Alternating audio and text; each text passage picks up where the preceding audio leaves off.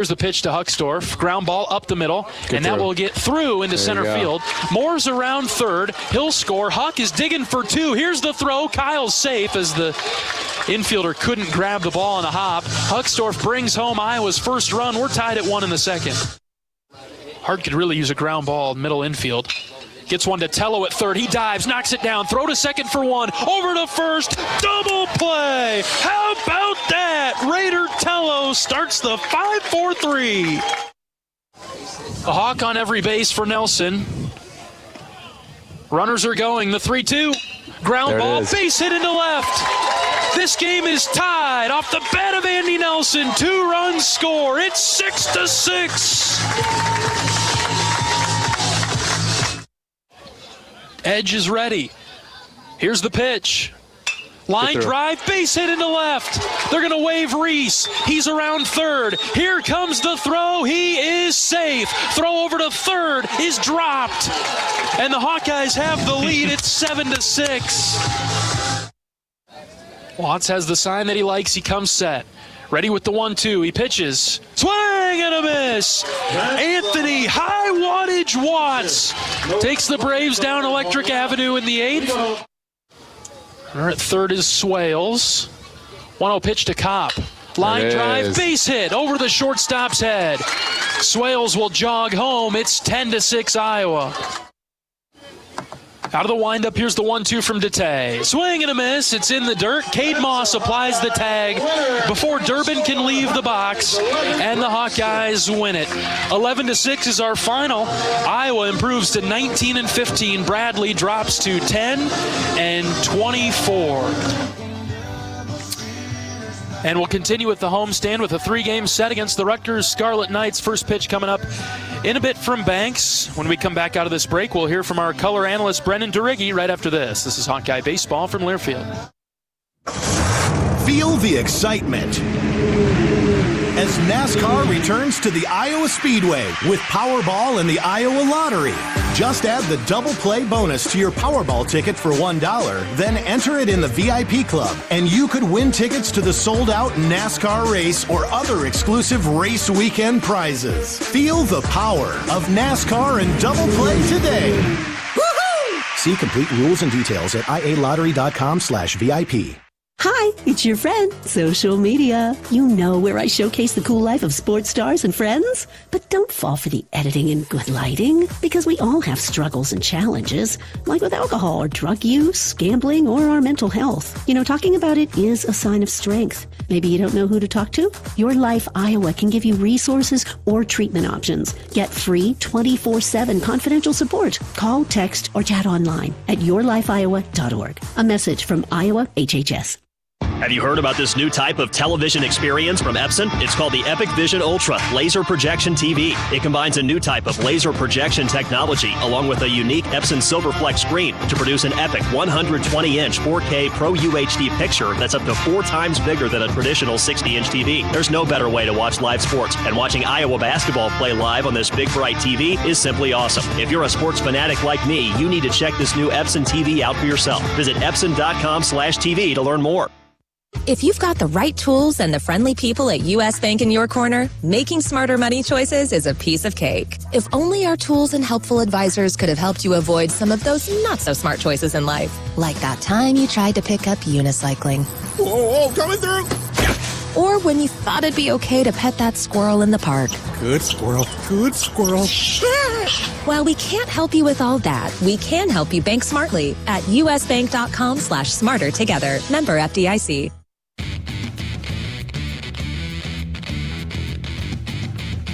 Welcome back to pregame coverage of Iowa Hawkeye baseball. Today, I'm joined by former Hawkeye, former team captain Brennan Duriggi. He'll be joining our broadcasts all week. Brennan, good to see you again. Hey, how's it going, John? Appreciate you having me on. All right, we need to unpack some things. It's been a while since we've seen you around. We'll talk about your career first and some of your Hawkeye highlights, your best moments as a Hawkeye. You started out at Wofford, and then you came here for your final year of collegiate baseball. What was that transition like to go from Wofford to here, and how did those conversations start? Yeah, absolutely. I think there's just a couple differences, obviously big with the school, the size of the just the campus in general, and then just the size of the resources in the athletic department was obviously significantly bigger here. I love my time at Wofford and wouldn't trade it for anything, but it was just with no grad school there, it was time to move on, and I basically entered the transfer portal with an open mind and looking for something that was a great fit, and it ended up being a perfect fit here at Iowa. What do you remember about your first sit-down, in-person conversation with Coach Heller and Coach Sutherland?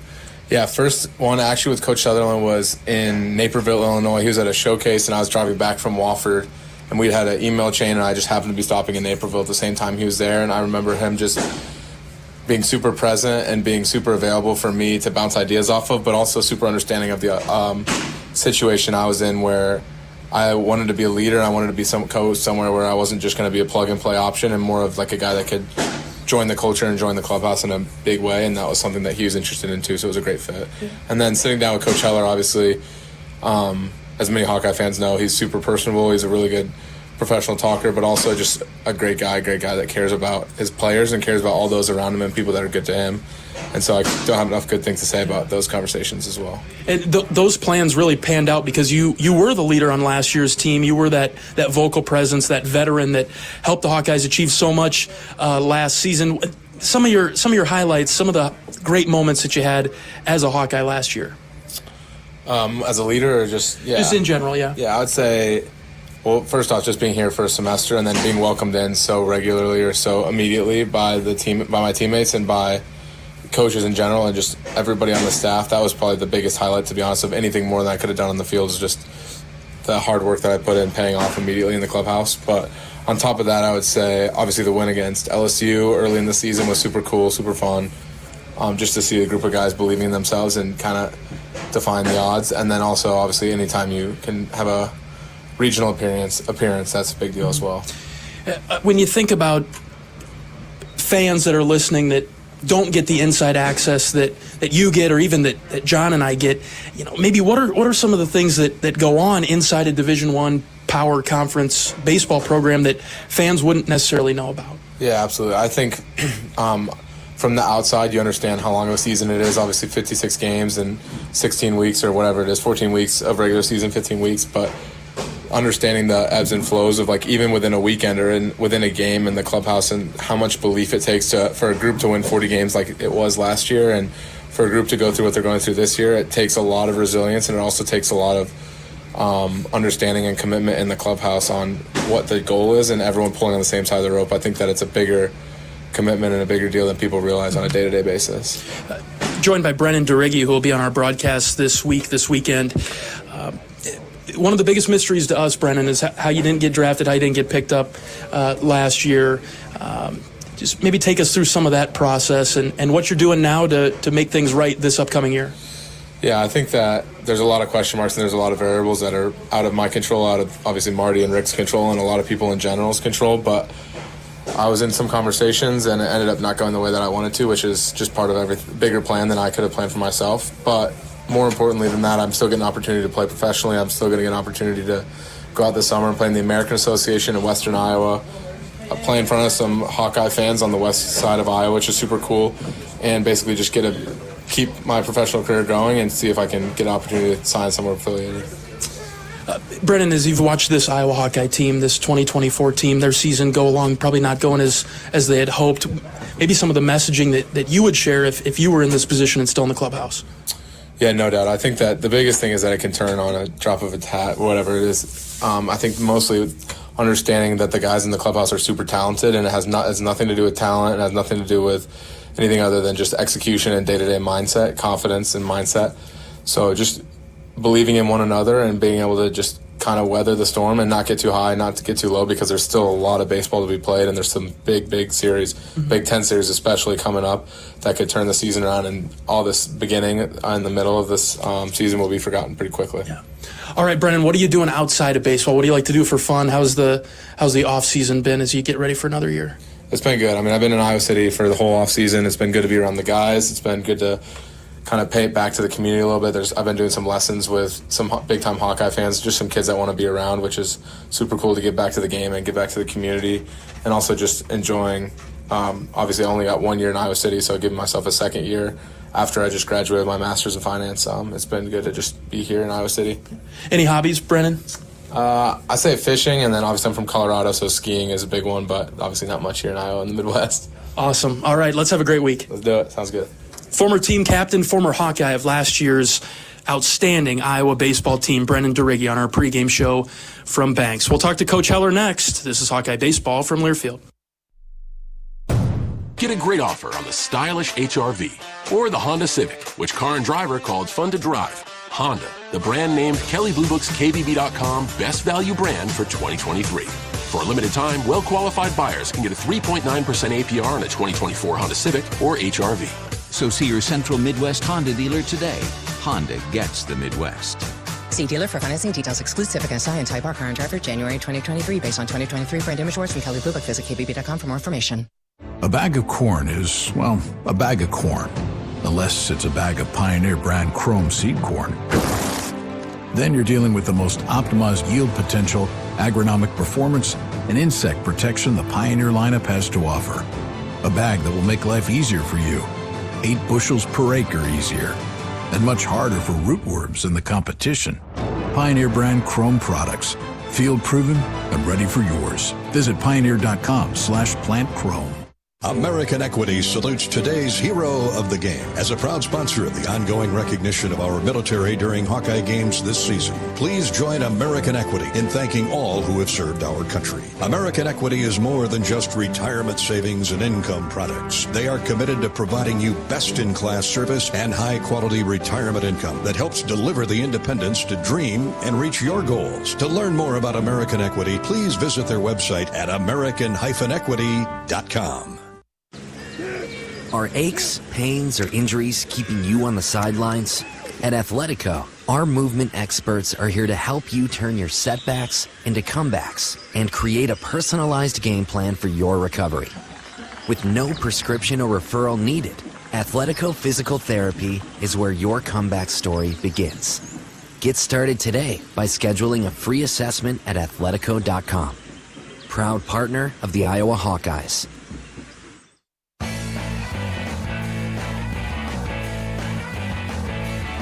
Welcome back to pregame coverage of Iowa Hawkeye baseball. Today, the series opener with Rutgers at Banks Field in Iowa City. We're joined by head coach of the Hawkeyes, Rick Heller. Coach, a good midweek win over Bradley on Wednesday.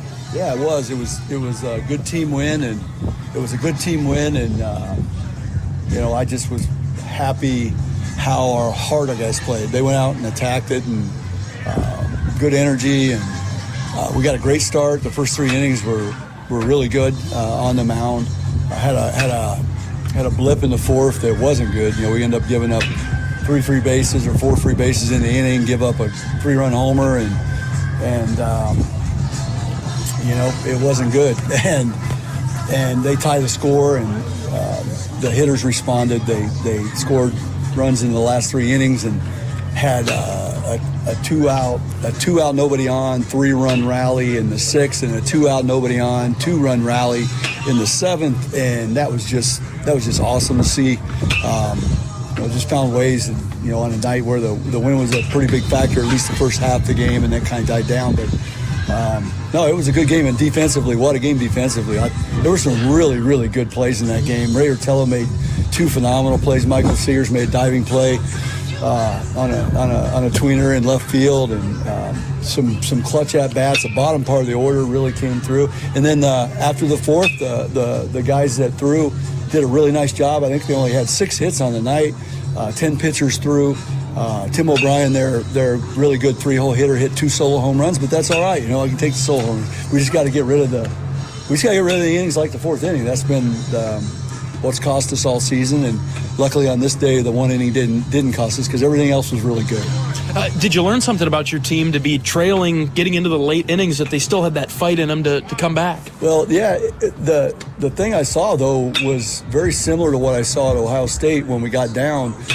Just guys trying too hard, and we had talked at length about not doing that, of course, but easier said than done. And then Marty reminded them, and boom, they kind of checked out of it, and everybody went back to trying to find ways to get on base, take advantage of what they give you, and things really started to click after that. Really good to see Sam Peterson back in the lineup, even though he didn't have as productive as a night as he was hoping for. No, yeah, we need Sam. We need Sam, not only back, but we need him being productive. But as you and I talked, it's hard in baseball sometimes when you've been hurt. It's just timing-wise and getting back into it, and it isn't always as clean as you'd like. And last year it was just the opposite for Sam. He gets surgery on his hand, and I was thinking the same. I was thinking, man, it's going to take him a while, and he come out just swinging the heck out of the bat. So hopefully, he got his timing down. He got a few more live at bats off the guys who didn't throw on Wednesday, and looked like he was swinging pretty good in batting practice day. He probably just needed to get one under his belt, and hopefully things will go well for Sam tonight, and it'd be big for the team if it did. And it was Andy Nelson that had the big hit to tie things up in that game against Bradley. So to get those guys back in the lineup has to be confidence boost for the rest of the lineup. Yeah, I think so too, and it really helps with our depth, and you need both those guys running full speed too. That was a big reason why the offense was so productive, was that those guys would not only get on base at a high percentage and he could hit for power, but they could steal 2 bags. And we'll see how it goes. It's kind of a cold night, and it's going to be cold again tomorrow. But we can't catch a break with this crazy wind. It's like Marty Sutherland, our assistant coach. It's just it blows, like now it's blowing so hard. I mean, it just changes the game. It's kind of luck on who gets one here, who gets one there, and it's not real baseball really. But it's been that way all season since we've been home, unfortunately, and we're gonna have to deal with it. And thank goodness we're pretty good at dealing with it. You don't want to, but our guys know how to handle it. It happens so often that we don't know how to handle the one that you really should like, the one blowing out. Yeah, like that one at Ohio State on Sunday. Yeah, which happens like 3 times a year. So, well, but anyway, here we are. Yeah, and it feels like every weekend, Coach, we're saying, this is the windiest game that we've had all season, and it feels like it might be that today. At least it's blowing out somewhere, out to right for your hitters today. Yeah, it's one of them that, even in right center field, it's not going to go. It's got to be, pretty close to the foul pole, but it will there. And I'm hoping, we were thinking about moving the game up because the temps are going to get colder than they were on Wednesday night. We're going to be in the 40s, as soon as it gets dark. But what I saw and what I'm hopeful happens is that the wind dies down after 6, 7 o'clock, and at least half the game will be fairly normal. It isn't going to be carrying. You're going to have to earn your hits unless, like you said, it's right down the line. But that's why we ended up opting to not move it up for the temperatures. It looked like the wind was going to subside. Head coach of the Hawkeyes, Rick Heller, on our pregame show from Banks before the series opener with Rutgers. Okay, Coach, let's talk about the Scarlet Knights. It's somewhat hard to get a read on them. They have a series win over Nebraska, but they were swept by Purdue, and they lost the series to Michigan State. So what do you know about the Scarlet Knights? They're really good. Really, really good. What happened to them is what you and I have talked about a lot. I think a lot of people, they don't see a dominant team in the league, and they assume the league's not as good. The reason there's not a dominant team is because everybody's better. Mm-hmm. You know what I'm saying? And I don't like that, how people look at that. It's a knock on our league. And what happened was how Purdue played against us on Friday night. They played all 3 against Rutgers like that and played perfect baseball, didn't make a mistake. Line drives, they hit right at them. Purdue pitched great. They got beat, and it happens. And then same thing at Michigan State. You go watch the video. They were snake bit a little bit with line drives getting caught. Michigan State pitched great, had all the hits fall. They beat them. So I knew they were going to have a really good team, and they're the best hitting team in the league by a large margin. They have, their shortstop is one of the best players not only in our league but in the country. Mm-hmm. He's got 71 hits in 34 or 5 games. Mm-hmm. It's incredible. Yeah. And it's a mix of everything: doubles, home runs, and he's also second in the league in stolen bases, and he also leads the league in doubles. It's pretty impressive, and he's a good shortstop. And they just keep going. I counted 9 guys. 9 hitters on their roster that are hitting over 300. So really tough, and they play great defense. And their pitching, they throw, for the most part, they throw a lot of strikes. Sinibaldi's been around a long time. If you look at his numbers, like third in the league in ERA, second in the league in innings pitched. He gives up some hits, but he's one of those guys that when we played, it was kind of the easy 0 for 3 guy. It was like, man, I know I can hit this guy. Next thing you know, you're 0 for 3 or 4 with bad contact, and so we're gonna have to grind him out. He's the guy that lives on the edges a lot, and we're good at it. I mean, when our team's locked in, that's what we thrive on. We're built to beat him. Okay. You know what I mean? Yes. But if we cave like we did at Ohio State and even Michigan at times, and we swing on the edge early in the count or hitter count, that's what they thrive on, right? And so we got to make him throw it over the plate, and we'll go from there. The only thing I'll tell you, I didn't tell the team, but he's one of those lefties that has some angle and breaking balls, big sweeping breaking ball. Okay. And so we got all the right-handers. He's a guy you normally want to pull, but tonight you pull the ball, it's going nowhere.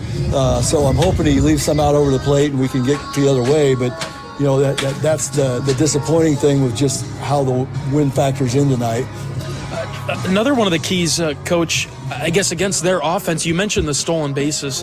They lead the league in that as well with 68, and that's been a bit of an issue for the pitching staff. And so with Cade starting tonight, how do you approach that? Well, I hope they don't get on base. There we go. There's a good start. That was the plan last week, and it didn't work real well. Yeah. But no, the thing that happened last week was they exploited it they were the first team to really exploit it.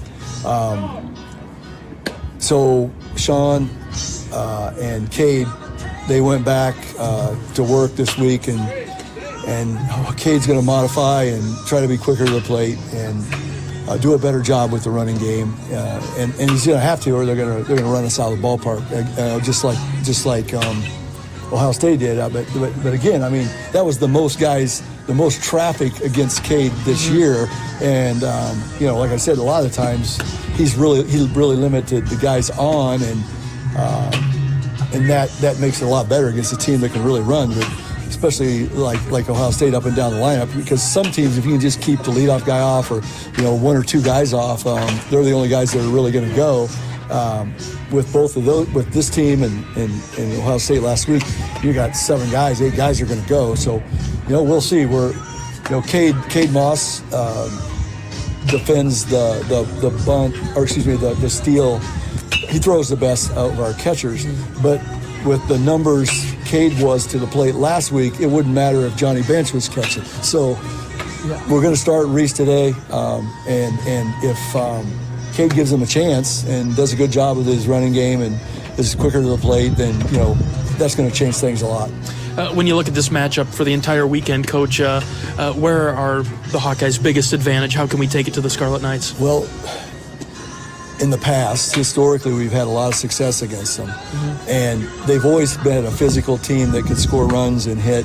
But we've had pitchers in the past that could really throw their breaking stuff for strikes. And that's what they thrive on. They thrive on fastballs and hitters counts. And it seems like the teams they play, watching the scouting, watching a lot of the video, the teams out there over the years, they 2-0 they get a fastball, 2-1 they get a fastball, 3-1 they get a fastball, and they destroy it. Yeah. And we have always had to pitch backwards, a lot of spin in those counts, and it's really given them some trouble. So that'll be what we try to do. But if you can't throw strikes with it, then you end up in bad spots, especially against a team with a bunch of guys that can hit it out of the ballpark. All right, Coach, thanks for your time today. Let's take it to the Scarlet Knights. All right, thanks, John. Head coach of the Hawkeyes, Rick Heller, on our pregame show from Banks. We're moments away from first pitch. It's Iowa and Rutgers in Iowa City. We're back right after this. This is Hawkeye Baseball from Learfield.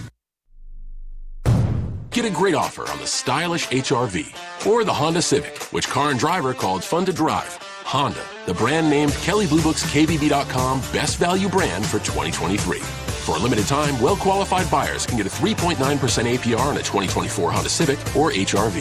So see your Central Midwest Honda dealer today. Honda gets the Midwest. See dealer for financing details. Exclusive against SI and Type R car and driver January 2023 based on 2023 brand image awards from Kelly Blue Book. Visit kbb.com for more information. Even the simplest act can set a chain of good in motion. Like choosing Delta Dental of Iowa for your dental and vision insurance. Because we invest in your community. So whether you get your plan at work or purchase it through us, you make a difference for others. Visit sharinghealthysmiles.com and choose Delta Dental for your smile, for your health, and for your community.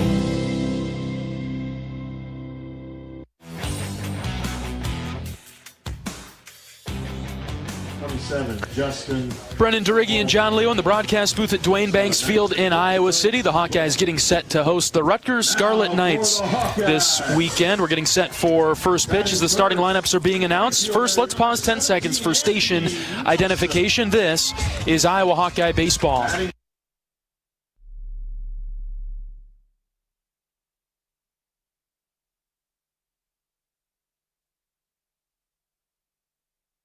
Let's bring in color analyst Brennan Duriggi for the weekend. Brennan, a former player. He was on last year's outstanding Iowa baseball team, former team captain.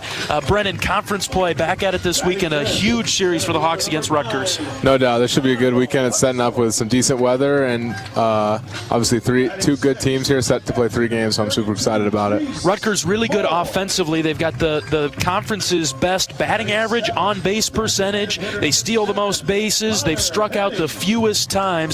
Iowa's pitching is going to have to be at their best this weekend. No doubt. I think the key here is to get ahead of counts early and then make sure we can keep them off balance with our off-speed stuff for strikes, as well as making them kind of expand their zone just a little bit. You think the Hawkeyes will just have to commit to outscoring Rutgers this weekend, Brennan? I think so, but if there's any offense that can do it in the Big Ten, as we said earlier, Iowa's got the second best offense behind Rutgers. I think that we've got the personnel to do that. Rutgers is 23-13 overall. They're 3-6 in Big Ten play. They took 2 of 3 from Nebraska last weekend. To start conference play, they were swept by Purdue, and they lost the series at Michigan State. Rutgers currently tied for 10th in Big Ten play. They're a series behind the Hawkeyes in terms of games played. They're 3-6 in the Big Ten. Iowa is 19-15 overall, 6-6 in Big Ten play. This is a huge series. We can't state that any clearer for the Hawkeye fans listening today. Let's see if Iowa can get off on the right foot against Rutgers. First pitch of the series opener coming up in just a moment. We're back right after this. This is Hawkeye Baseball from Learfield. Hi, I'm Gary Dolphin, and if you want your home to be exceptionally comfortable during these cold Iowa winters and hot, humid summers, you need to turn to Dave Lennox and your local Lennox home comfort specialist. Lennox has been serving Iowa consumers since 1895, when Dave Lennox built his first furnace in Marshalltown, and Lennox is still building its high-efficiency furnaces and air conditioners there today. For the best home comfort system you can buy, it's Lennox and your local Lennox dealer. Lennox and the Hawkeyes. Now there's a winning combination. Welcome back to the Nitrogen Stabilizers Draft. Optonite technology, first pick, just like the last 46 years. That's what we love about this sport. We just don't know. We know. It keeps nitrogen in the corn's root zone for 8 weeks. Compare with 2 weeks for others. With the first pick, farmers select Optonite technology from Corteva Agriscience. That's it. I'm going for a pretzel. The pick is in. Optonite technology from Corteva Agriscience with Inserve and Instinct Next Gen Nitrogen Stabilizers. Who sailed us that star-spangled banner yet wave o'er the land of the free and the home of the brave? Tiffany Leibel. National anthem is complete in Iowa City. We're getting set for first pitch of the series opener between the Iowa Hawkeyes and the Rutgers Scarlet Knights. Let's go over today's starting lineups. We'll go first with Rutgers, the visitors. They are 23-13 overall, 3-6 in the Big Ten. Head coach is Steve Owens in his 5th year with the Scarlet Knights. Cameron Love will lead things off. He'll play second base. Trevor Cohen out and right will bat second. Josh Kuroda-Grauer, the leading hitter in the Big Ten. He's the starting shortstop. He'll bat third for Rutgers. Ty Doucette will bat in the cleanup spot, playing first base. Tony Santamaria is the third baseman, batting fifth. Pete DeRocher is out in center. He'll bat 6th. 7, 8, 9, Jackson Natili, Johnny Volpe, and Pablo Santos, the DH. He'll round out the Rutgers Scarlet Knights batting order. And for the Hawkeyes, on the infield defensively from left to right, Raider Tello at third, Michael Seegers at short, Gable Mitchell at second, Davis Kopp gets the start at first base. In the outfield left to right is Sam Peterson, Kyle Huxdorf, and Andy Nelson. The catcher today is Reese Moore for the Hawkeyes. And getting the start on the mound is the left-hander, Cade Obermuller, the sophomore from Iowa City. Cade making his 10th start. He's got a 4.10 ERA, a 2-2 record, 41 2/3 innings pitched. He's allowed 19 earned runs, 25 hits. He's walked 31, but he's struck out 50. Those strikeout numbers are on the rise. Cade is allowing opponents to bat 176 against him, and that'll be the crucial matchup right away. Don't let Rutgers get on base. When they do, they steal a lot of bases. They've got 68 stolen bags on the year, but it's hard to keep Rutgers off the base paths. They have a .327 team batting average, which is the best in the Big Ten. But on the flip side of that, they don't walk very often. They're last in the Big Ten in drawn walks with 137. So you hope that Cade dominates the zone, lets him put it in play, and trust the defense behind him today. No doubt. I think that there's a lot of interesting parts of this matchup, but mostly what we're going to look throughout the entire weekend is going to be the Iowa pitching staff versus the Rutgers hitters, rather. And I think the biggest thing is if they're going to want to hit, they're going to want to get their swings off, so we're going to see if the pitchers can keep them off balance throughout the rest of the weekend. Coach Heller talked about it a little bit, that Rutgers does so much damage when they're in hitters counts, when it's 2-0, 3-1, in situations like that, because teams resort to the fastball. And so the key for Iowa pitchers this weekend will be to mix in the off-speed in those predictable hitters counts. Absolutely. I think it's going to be a key aspect of the weekend, but I also am interested to see how Sean McGrath calls his pitching staff throughout the weekend. I think there's guys that have the ability to keep these Rutgers hitters off balance consistently throughout the entire weekend, so we'll see how McGrath handles that. Josh Kuroda-Grauer is the starting shortstop for Rutgers. He'll bat third in this inning. Today he's got a .455 batting average. He's first in the Big Ten in hits, batting average, doubles, and total bases. He's number 3 in the NCAA with that .455 batting average. He has 3 or more hits in 5 straight games, so he's on a tear as it is. We'll have to watch out for him this weekend. No doubt. I think it's going to be interesting to see how Iowa plays little gamesmanship throughout the weekend to keep him at bay as well, but there's plenty of pitching staff and plenty of talent in that bullpen to keep him down.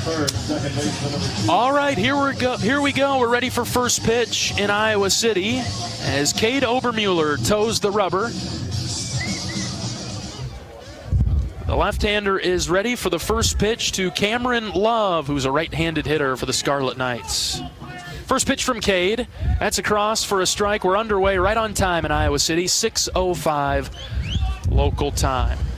For those at home, something to keep at the top of your mind is a strong crosswind from left foul pole to right foul pole. And by strong, I think we're talking 20 to 25 mile-an-hour winds. That's something to keep an eye on.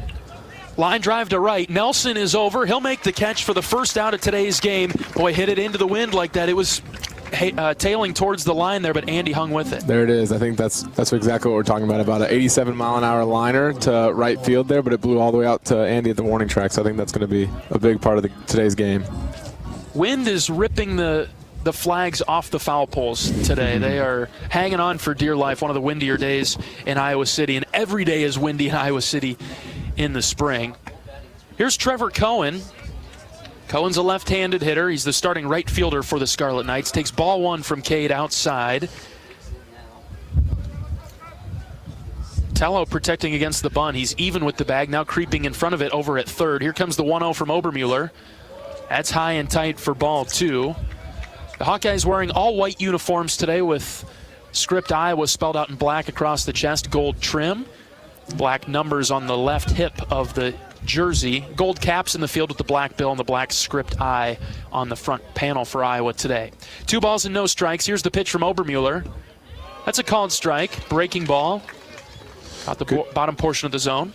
Good pitch there, the slider. We're going to see him use that often against those left-handed hitters, try to neutralize that matchup. Cohen's a .359 hitter. Narrow stance. Fouls it off over to the left side. It's 2-2. Rutgers today countering with red tops.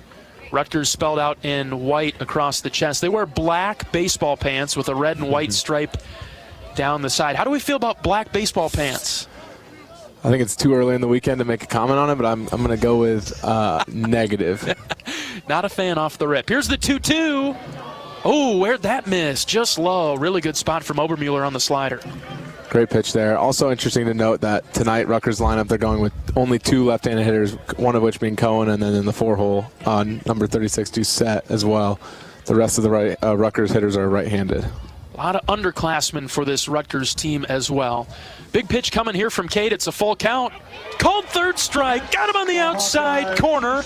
2 down. Really good pitch there. 91 miles an hour right on the black outside edge.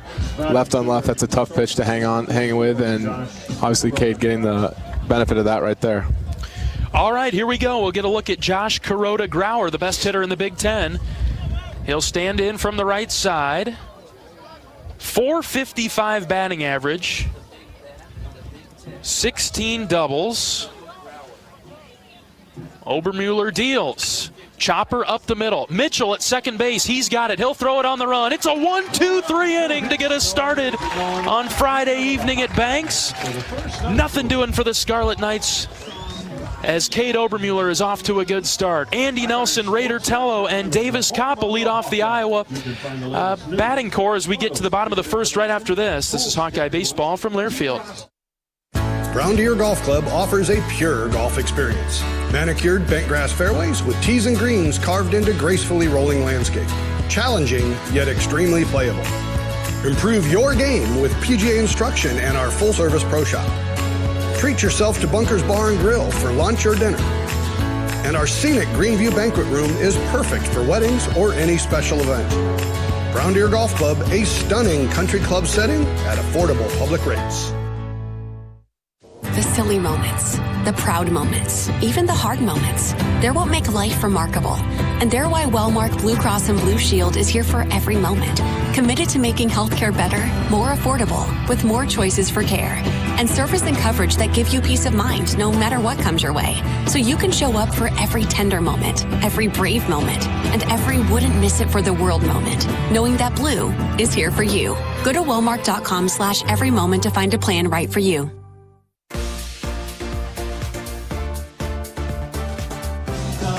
Iowa takes care of business in the top of the first, putting Rutgers down 1-2-3. You'll see if the Iowa Bats can get going right away in today's game. Here's the batting order for the Iowa Hawkeyes. 19-15 overall, 6-6 in the Big Ten.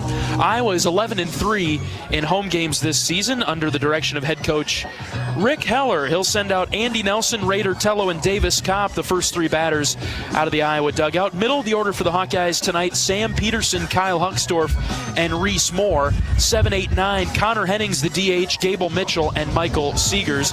The starting pitcher for Rutgers tonight is Justin Sinibaldi, big, tall left-hander. Sinibaldi is 6'5", a 220-pound senior from Bridgewater, New Jersey. Sinibaldi's a great pitcher. He's 4-0 on the season, making his 10th start. He does have a complete game, 60 2/3 innings with a 2.67 ERA, 50 strikeouts to 9 walks. Wow, what a clip for Sinibaldi, the left-handed pitcher for Rutgers today. Teams are hitting .219 against him. I think that's everything you want from a Friday night guy. Come out here, fill it up, get your defense off the field as fast as possible. We're going to have to see what the Iowa Hawkeyes have as offense has for an answer. He gets pretty deep into games, averages 6 2/3, and so we'll see the Iowa approach with Sinibaldi on the mound. Ready for the first pitch to Nelson. Here it is. Andy takes low and in for ball 1. As Sinibaldi approaches the rubber, he's on the third base side of it, and he's really angled off. It's like he's looking right at Coach Heller in the Iowa dugout over towards the first base side. 1-0 pitch to Nelson. That's downstairs, ball 2. Good take there. Let's see if Andy can try to get some multiple pitches on the board here other than just the fastball, work the count a little bit. Big gap in left center with the wind blowing out to right today. Here's the 2-0. Andy takes a fastball on the outside portion of the zone. It's 2-1. We talk about it numerous times in the broadcast, Brennan, that driving the pitch count up, grinding a guy out. Be interested to get your perspective from a player's view on what exactly that means as Andy draws a 3-1 count now. Absolutely. I actually spoke with Andy yesterday about this exact topic, and this is a little bit new for him, starting to hit at the top of the lineup. He's been up and down a little bit throughout the lineup, but for him to be able to give a good report to those guys and see as many pitches as possible is really key for him and the Iowa offense. Very good start for Nelson as he draws a 5-pitch walk, and just the 10th walk of the season issued by Sinibaldi. So do you come into a game and say, hey, we need to drive this guy's pitch count up, so that changes, all right, we're going to take it till we get a strike along those lines, or what specifically, how do you specifically grind out a pitcher? Absolutely. I think it's guy to guy, depending on what your skill set is, but especially at the top of the lineup, and especially guys that are maybe seeing more pitches than normal, I think that's the most important thing, is to just stick with those off-speed and make sure you're keeping them accountable to the heart of the plate. Sinibaldi starts with an off-speed to Raider Tello. Breaking ball dropped in for a strike. Raider took that, batting .368. Nelson at first base. Here's the 0-1. Fouled off in the box. He's doubled up on Raider with the breaking ball. Interesting there. He had a little trouble trying to find the zone with the heater in the first at-bat. He threw 5 heaters, four of the 5 for balls, and now he comes back, counters that with 2 breaking balls to Raider, both for strikes in the middle of the plate. Very tricky now for Tello. Down on the count, 0-2, seeing a pair of breaking balls. Here's the pitch to Raider. Line drive, base hit into right. Nelson's at second. He'll stop there. Here comes the throw on the backside. Andy is out. Oh, no. He turned the corner at second, and the throw came right to the bag, and Nelson was tagged out. Tough base running there. Also worth noting that Andy's coming back from that hamstring injury. I'm sure full speed there. He may be taking the turn and going to third, and wasn't really sure if he was in between on what his decision was. Really unfortunate break there, as the Hawks just about had a couple of runners on with nobody out. Instead, just a runner at first and 1 out.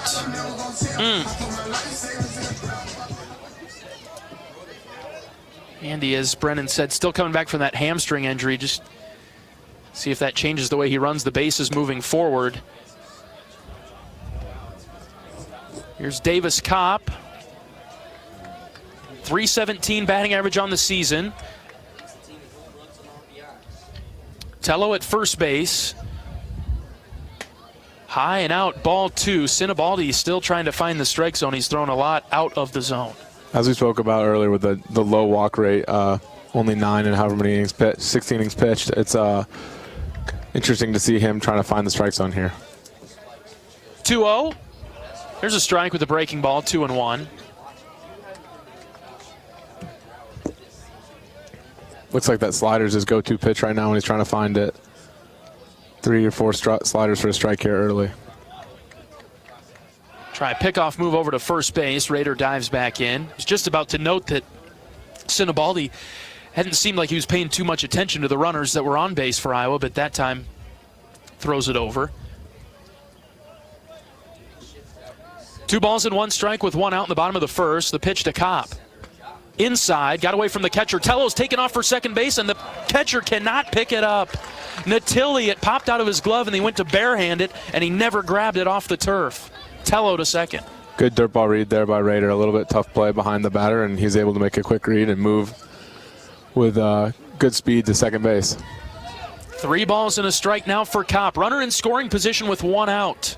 Wind blowing out to right, so Rutgers leaves a huge gap in left center for Davis. Here's the 3-1.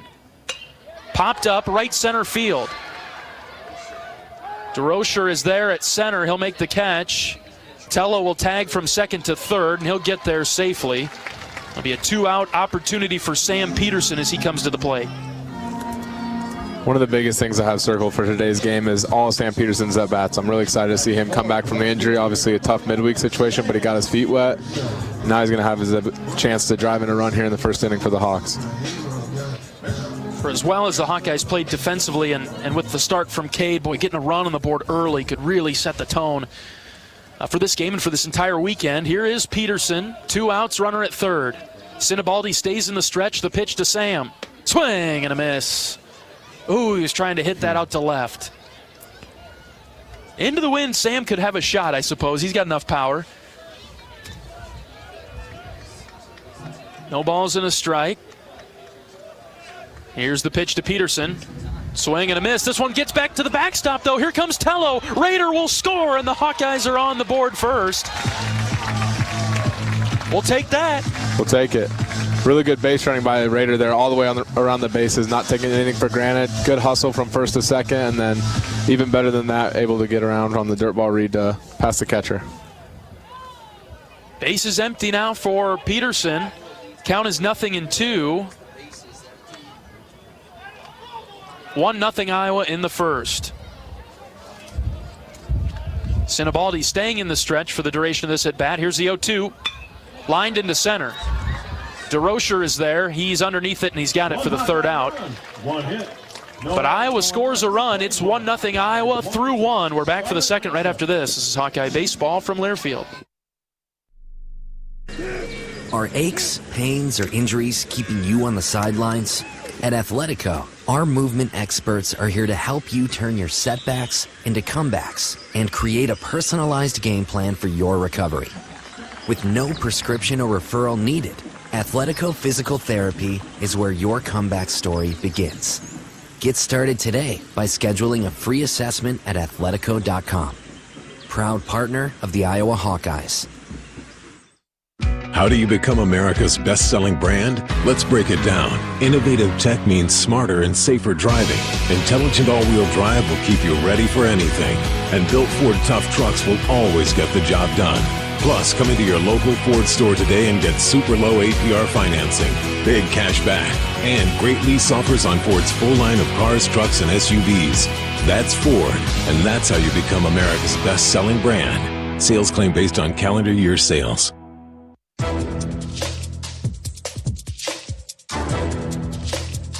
This copyrighted broadcast is an exclusive presentation of Learfield under the broadcasting rights granted by the University of Iowa. Reuse of this presentation is prohibited without the expressed written consent of the university and Learfield. Announcers are provided by Learfield and approved by the university.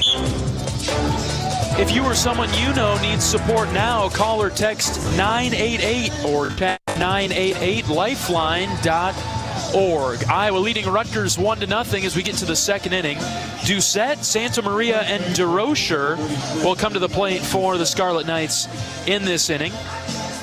Iowa manufactured a run in the first. A little bit unconventional, but the Hawks will take any run that they could get out in front of Rutgers 1-0. Into the second now. Here is Ty Doucette, the starting first baseman for the Scarlet Knights. Left-handed hitter. Obermueller goes fastball outside for ball one.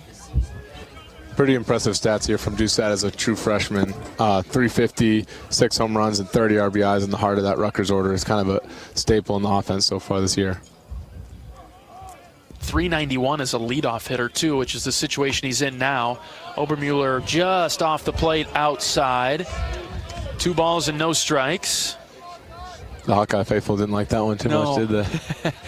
You get that group of parents, especially over to the right. 2 balls and no strikes. Here's the pitch from Cade.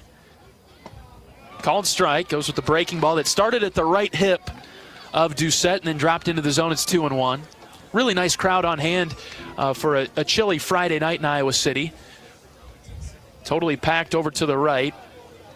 About 80% full to the left. This is hit hard to right. Nelson will look at it and watch it clear the wall for a game-tying home run. Doucette hits his 7th of the season, and we're tied at 1. Left on left there. Looks like Obermueller threw a slider that just caught a little bit too much of the plate, and Doucette was able to get his best swing on 103 miles an hour into that right center gap for a 411-foot home run. Yeah, I think even without the wind, that's probably trouble anyways. All right, so we're tied up in the second now. Rutgers has responded to the Iowa run that was scored in the first. Here's Tony Santamaria. Right-handed hitter. Narrow stance, closed stance. Crowding the plate. First pitch from Cade. It's a strike one. After this previous year, Rutgers hit the portal pretty hard, and this is one of those transfers early. You'll see a couple here in a row, but this is an Iona transfer out of the MAC. 0-1 pitch from Obermueller. Grounded foul over to the left. Head coach of the Scarlet Knights is Steve Owens in his 5th season. You have a little bit of history with him, Brennan. Back from your days at Wofford. Absolutely. Before this, their coaching staff, they were at Bryant, which is a small school in Rhode Island, American East Conference, and the whole coaching staff came over to Rutgers. And Wofford played them in my freshman and sophomore year, back-to-back years, and it's... Check swing on the 0-2, did not go around, 1-2. A coaching staff that's got really good offensive philosophies and able to carry a high batting average, almost over 300 for every year that they've coached. So it's impressive to see them carry that over to Rutgers too. Yeah, whatever they've got cooking, whatever they're doing, it is working year in and year out. 1-2 from Obermueller, inside, almost hit Santa Maria, but he turns away from it. It's 2-2 now. What'd you like to see Cade throw here? I think that if you look at him, he's all over the plate here. We just had a fastball that was not too far in off the plate that backed him off. I think going back to that fastball as he's hanging over the plate looking for that slider. Here comes the 2-2. Fouled off over to the right. We'll do it again.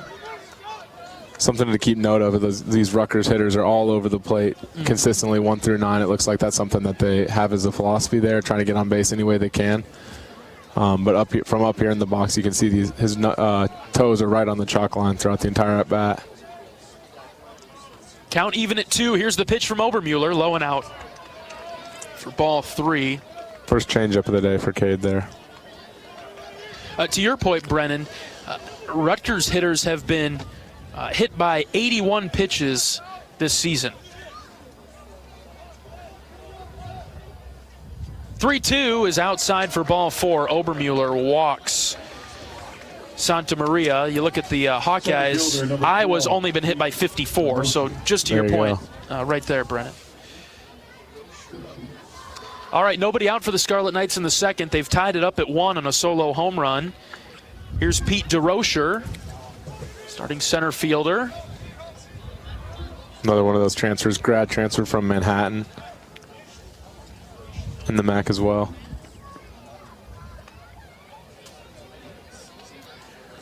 Rutgers qualified for the Big Ten tournament last year. Top 8 teams in the league. Projected to be in the top 6 of the Big Ten this year in the preseason rankings. Here's a big moment for Obermueller with a runner at first base. In Santa Maria, who is a stolen base threat, he's got 9 on the season. Cade had the start on Friday at Ohio State last weekend. The Buckeyes stole 7 bases and really dominated the Hawkeyes in that regard. And Coach Heller talked about it in the pregame that Cade was going to work on some things to make sure that did not happen this week against the Scarlet Knights. DeRocher is the batter. He takes high and out for ball 1. You can already tell Cade has shortened his step and his leg kick. He's bringing his leg up. Might be affecting him just a little bit as he's missed twice now. Looks almost like a 1/4 delivery from what he normally is in the full. Just hoping to see him have his arm catch back up here and find the strike zone again with the runner on. Moore will call time and go out and talk to his pitcher. And this is where it really gets dangerous. The free bases, awarding to Rutgers, let him put some pressure on the Hawks. And Cade trying to find the strike zone with DeRocher. It's been a good start to the inning for Rutgers. A solo home run by Doucette and then a walk. Those full count walks, kind of a coin flip. And Rutgers wins the first one of the day for them. Cade's fallen behind to DeRocher 2-0. Really good hitters up and down this Rutgers lineup. They've got 7 that are batting over 300 in the lineup today. 2 balls and no strikes. Obermueller comes set. Here's the pitch. Line drive, base hit to left. Seegers was reaching for it but couldn't quite get there as the middle infield was pinched for a double play, but base hit to left and a couple runners on for the Scarlet Knights in the second. Catcher, nobody out for Jackson Natilli.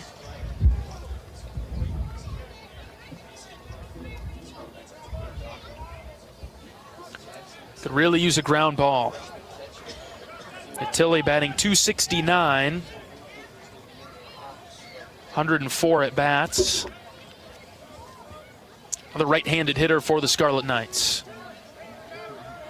Squares to bunt. Obermueller fires outside for ball one.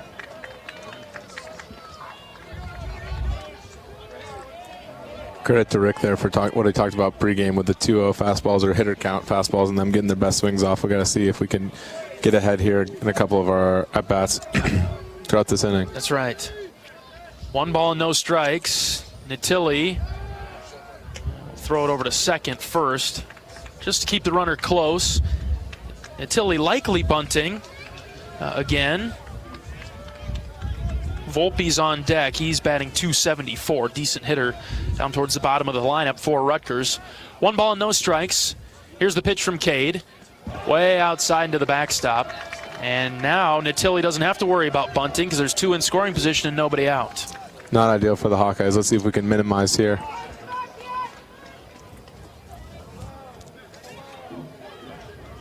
Obermueller trying to find the strike zone. Now we'll see what the Hawkeyes do defensively. The corners appear to be playing in. And now they'll back up. Davis Kopp at first base will stay even with the bag. Raider Tello at third stays back. Middle infield back. 2 balls and no strikes. Here's the pitch from Obermueller. Swing and a miss. Got him to chase. It's 2-1. Good changeup there. Only the second one he's thrown today, but great spot to use it if you feel confident in it. Nobody out for the Scarlet Knights in the second. They've tied it up. It's 1-1.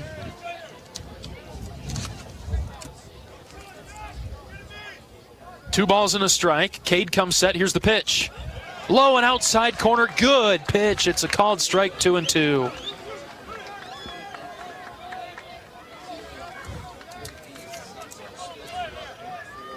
Cade looking for his second strikeout of the game. It'd be huge right here. 2 balls, 2 strikes. Obermueller comes set. The pitch from Cade. Swing and a miss. He got him.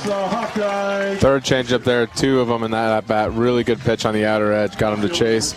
Take a good swing over the top of that changeup. First out of the inning for the Hawkeyes. Still those runners at second and third.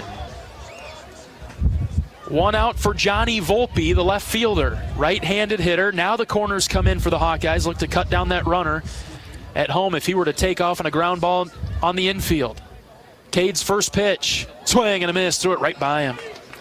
Interesting stance here for Volpe. He's got his all the way up on the plate, a little closed off with the front foot, and then he's got his hands hanging out inside the strike zone. Haven't seen much of that before. Very strange. Here's the 0-1. Swing and a miss. Nothing in 2. He's behind Obermueller. That ball's almost in that glove. Super late. I think we got to go back to it here. Wouldn't make sense to throw anything off speed, would it? No doubt. No balls and 2 strikes. Cade is ready. He delivers. Fouled off over to the right. There it is, 93 miles an hour on the inner edge. It's a tough pitch to catch up on. All Johnny could do on that, all Volpe could do on that one was foul it off. 274 batter. Doesn't strike out very often, though. Only 17 on the season, but that's a great pitch, especially with his hand placement. He keeps him out there. He never really shoulders his bat. No balls and 2 strikes. The pitch from Cade. That's high and out. Ball 1. Bring that a little closer to the zone, and maybe it is a bit more convincing to possibly swing at. Count is 1-2. Cade gets the sign from Reese. Obi's ready. Here's the pitch.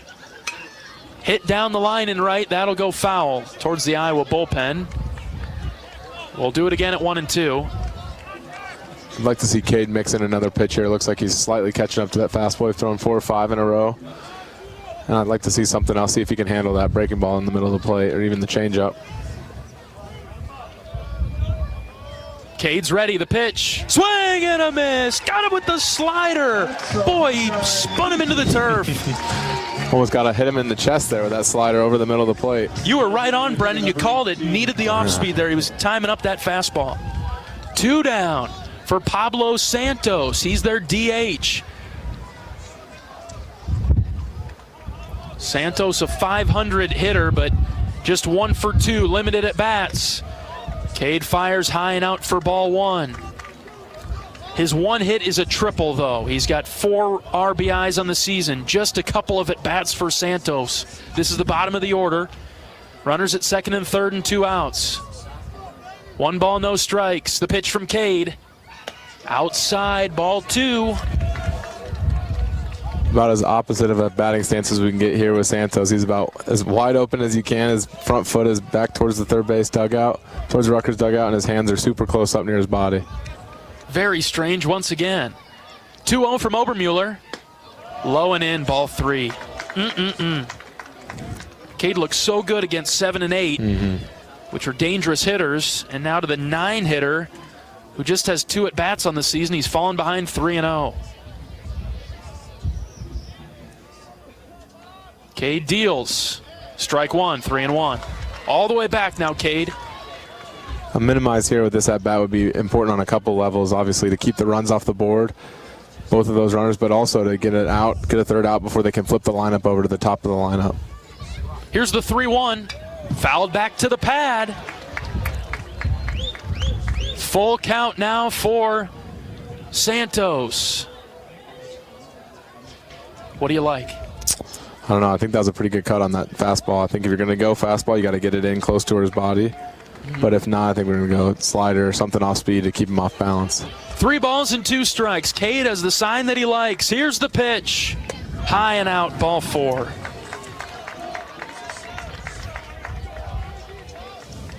Went fastball and too far off the plate and high. Now you get into that murderer's row a little bit. You got Cameron Love hitting 355, and then Cohen 359, and Crew de Grauer at 455. So it should be interesting here. Cade's got his work cut out for him. Bases loaded, but 2 outs. Coach McGrath comes out of the Iowa dugout and goes to talk with Cade. I think that's the right call right there. As the entire infield comes in, Brennan, does this have anything to do with any of the infielders, or Coach McGrath just talking to Cade? I think he's probably just talking to Cade, but if there's anything he can do to loosen him up and maybe crack a joke or 2, I think that there's some guys out there that can help loosen him up, that's for sure. Coach have a good joke to lighten the mood a little bit, McGrath, or is he pretty serious when he gets out there? No, he likes to talk about food after the game or anything else, whatever's going on in the stands, something to just get Obermueller off whatever's going on in his head or thinking about the game. Sure.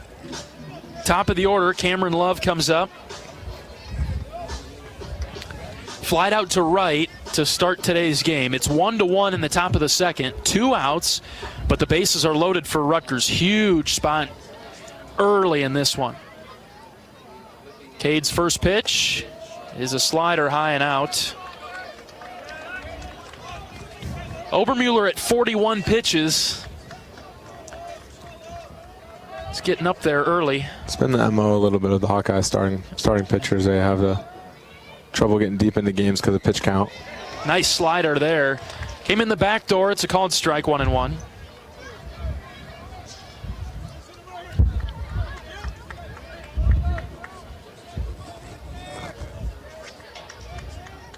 One pitch from Cade. Had a lot of zip on it. And off the plate outside, 2-1. Reese is having to reach over quite a bit. He's working hard back there. I think whatever your best pitch is to throw strikes here, you got to throw. You can't walk in a run in this situation. 2-1 from Obermueller. Called strike 2. Love reacts. He is not pleased. And that pitch is definitely on the plate there, but when those Rutgers hitters are on top of the plate as close as they are, it seems a lot closer in than it actually is. Bases loaded, 2 balls, 2 strikes. Obermueller delivers. Low for ball 3. Really good pitch. Good challenge pitch there. I think we're going to have to see Obi's best stuff here. Best pitch is whatever he can get on the plate right here in the 3-2 count. Not sure how Love didn't swing at that. It was really close. Trusted his instinct. Runners will be moving on the pitch. Here's the 3-2. Fouled off over to the right. Good pitch, good swing. That's just good baseball right there. Compete, compete, compete. Cade's aggressive. You know he's ready to go right after this guy. He's ready. Pressure building. Full count. Full bases. Cade has the sign. He comes set. Here's the 3-2. Ground ball, left side. Seegers fields it. His only plays to first. Good throw over there. Kopp with a nice stretch. And the Hawkeyes get out of the jam in the second. Nice job by Cade Obermuller to limit the damage. Rutgers ties it at 1. We'll bring you the bottom of the second right after this. This is Hawkeye Baseball from Learfield. The silly moments, the proud moments, even the hard moments. They're what make life remarkable. And they're why Wellmark Blue Cross and Blue Shield is here for every moment. Committed to making healthcare better, more affordable, with more choices for care. And service and coverage that give you peace of mind no matter what comes your way. So you can show up for every tender moment, every brave moment, and every wouldn't miss it for the world moment. Knowing that Blue is here for you. Go to Wellmark.com/every moment to find a plan right for you. Feel the excitement as NASCAR returns to the Iowa Speedway with Powerball and the Iowa Lottery. Just add the double play bonus to your Powerball ticket for $1, then enter it in the VIP club, and you could win tickets to the sold-out NASCAR race or other exclusive race weekend prizes. Feel the power of NASCAR and double play today. Woohoo! See complete rules and details at ialottery.com/VIP.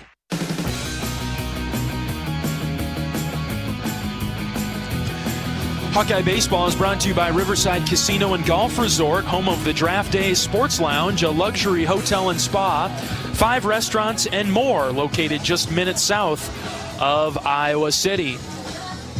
All right, bottom of the second inning, 1-1 between Rutgers and Iowa. The Scarlet Knights with a couple of hits in that second inning. Iowa with 1 hit in the first. It'll be Huckstorf, Moore, and Hennings coming to the plate for Iowa in this inning. Love to get a leadoff batter on here, whether we walk, hit by pitch, or hit. I think at this point we need some Hawkeye base runners and just to get some congestion on the base paths. Yeah, put some pressure back on him. Sinibaldi out of the windup, deals. Huckstorf bunts down the first base line. It will go foul.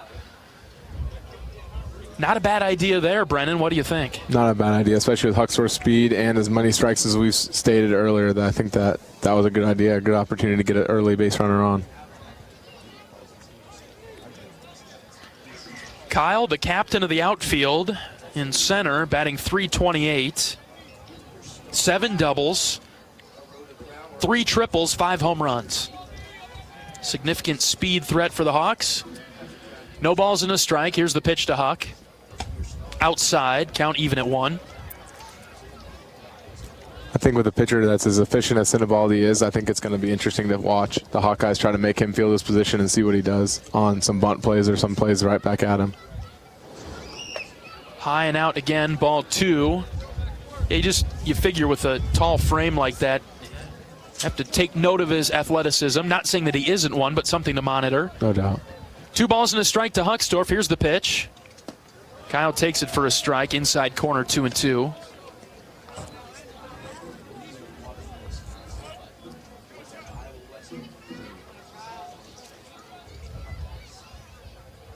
Out of the windup, the 2-2. Fouled off over to the right. Sinibaldi with 21 pitches. He had a 16-pitch first inning. Iowa's done their best to drive that up. And a lengthy at-bat for Huckstorf to start the bottom of the second. 2 balls and 2 strikes. The left-hander's ready. Here's the pitch. Fouled back. We'll do it again at 2-2.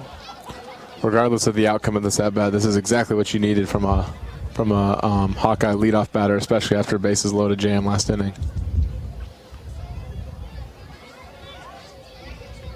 Grind it out. That's what Coach Heller and Coach Sutherland have been talking about against Sinibaldi. Here's the 2-2. Foul tip into the glove. Huckstorf strikes out to start the bottom of the second. Made Sinibaldi work for it, though. No doubt. And now we'll see Reese Moore come up.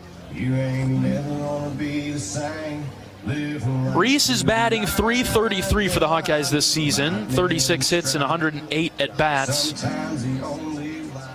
Had a nice midweek game against Bradley. Lefty-on-lefty matchup here. Reese is hit by the pitch. Up and in, which is where Sinibaldi's been missing when he's out of the zone today. It's up and in on the left-handers. Out and away from the right-handers. Reese hit by the pitch, and he'll take his base.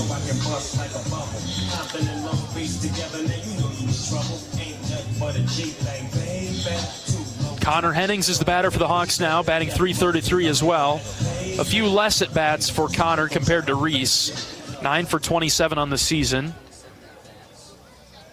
A lot of pop in Connor's bat. He takes strike one right below the letters.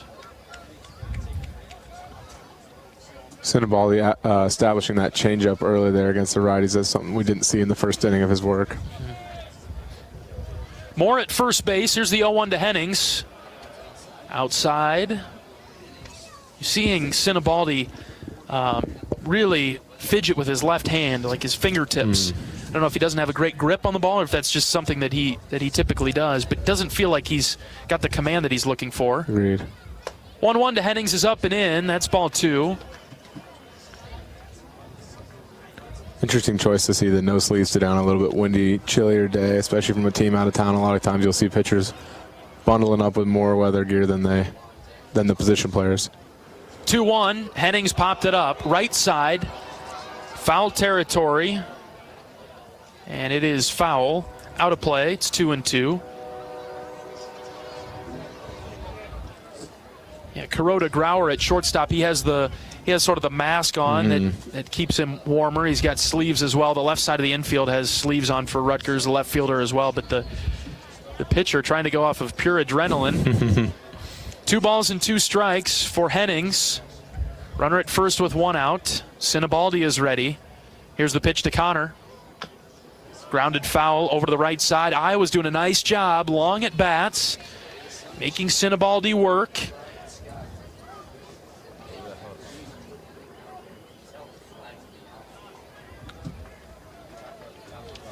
Hennings trying to find his way on. Gable Mitchell's on deck for the Hawks. Here's the 2-2. Inside, did it hit him? It did. Hennings will take his base. Uh-oh. Moore better hurry to second base. Reese gets there. I guess there was no call from the home plate umpire. Call. I didn't see it. And now the head coach of the Scarlet Knights, Steve Owens, out of the dugout to ask the home plate umpire about that. Did he think it was a walk? Is there some confusion here? And now Coach Owens asks his catcher, Jackson Natili, if that hit him, and he nods in approval that it did. Got a little interesting there as Moore was jogging to second. Rutgers threw it down, and Reese had to sprint in there. But back-to-back hit by pitches puts a couple runners on for the Hawks. I thought we had a set play there to try to steal second base. A little Bush League sneak. Sure, yeah. All right, here's Gable Mitchell in a 1-1 game. Gable will bat from the right side against the left-hander. First pitch, that's high. Pitch number 31 for Sinibaldi, and that'll draw the pitching coach of the Scarlet Knights out of the dugout as the senior is trying to find his footing for the Scarlet Knights. Came in with very limited walks and free bases. He doubled his hit by pitches this inning. He had 2 previously on the year, and he just had 2 in the back on the back-to-back batters. Really incredible, and he's came in with 9 walks, and he walked an Iowa hitter earlier. One of those situations where Coach Heller he'll say, you know, and Coach Sutherland as well, we feel like this is a good matchup for us. This is somebody that we can get after because of our approach. And in your experience last year, Brendan, all the scouting and the Iowa hitting approach that they have seems to be paying off so far against Rutgers. No doubt. I think that's the biggest thing is there isn't a coaching staff in the country that prepares harder for weekend series or just pitchers in general. I know Marty spends countless hours on synergy trying to find any tips or advantages that he could create for the Iowa offense. So I know that whatever he put in place, it's really good to see them executing that plan relentlessly today.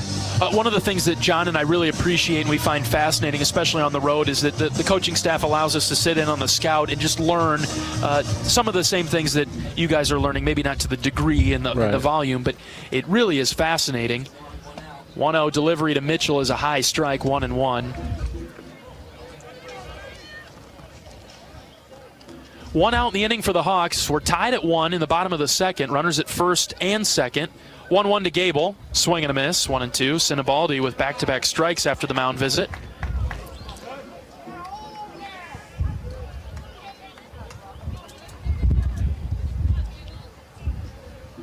A lot of room on the right side for Gable. Have to hang with that breaking ball. The 1-2 waved at and missed. Sinibaldi really turned it on after the mound visit, and there's 2 down for Michael Seegers now. Yeah, sometimes a pitcher like Sinibaldi just needs a moment to catch his breath and just regroup, step off the mound, and see a familiar face, and then he obviously got right back in there with 3 strikes against Gable Mitchell there. We'll see what Siegs has got in store for him. It's up to Michael, batting in the 9 spot today for the Hawkeyes.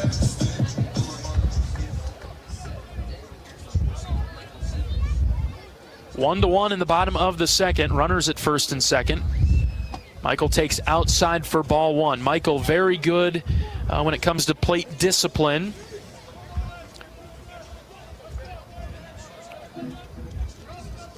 Tons of room over the shortstop's head into left center. 1-0. Michael takes for a strike just below the letters 1-1. Similar situation here for what we talked about with what Obermueller faced in the top of the second inning, where you need to get this 9th hitter out, or else you're flipping in the lineup over to Andy Nelson. Here's a line drive, base hit into the gap in right center. Reese Moore is around third. He will score. Hennings gets to third, and Seegers gives Iowa the 2-1 lead in the second. Big time swing by Seegers there at the bottom of the lineup. Flip the lineup over to Andy, but also just to score the runs and move the runners from first to third across the infield. Nicely done by Seegers, picking up his 21st RBI of the season. It's 2-1 Iowa. Here's Andy Nelson with runners at the corners and 2 outs in the second. 2-1 Hawkeyes.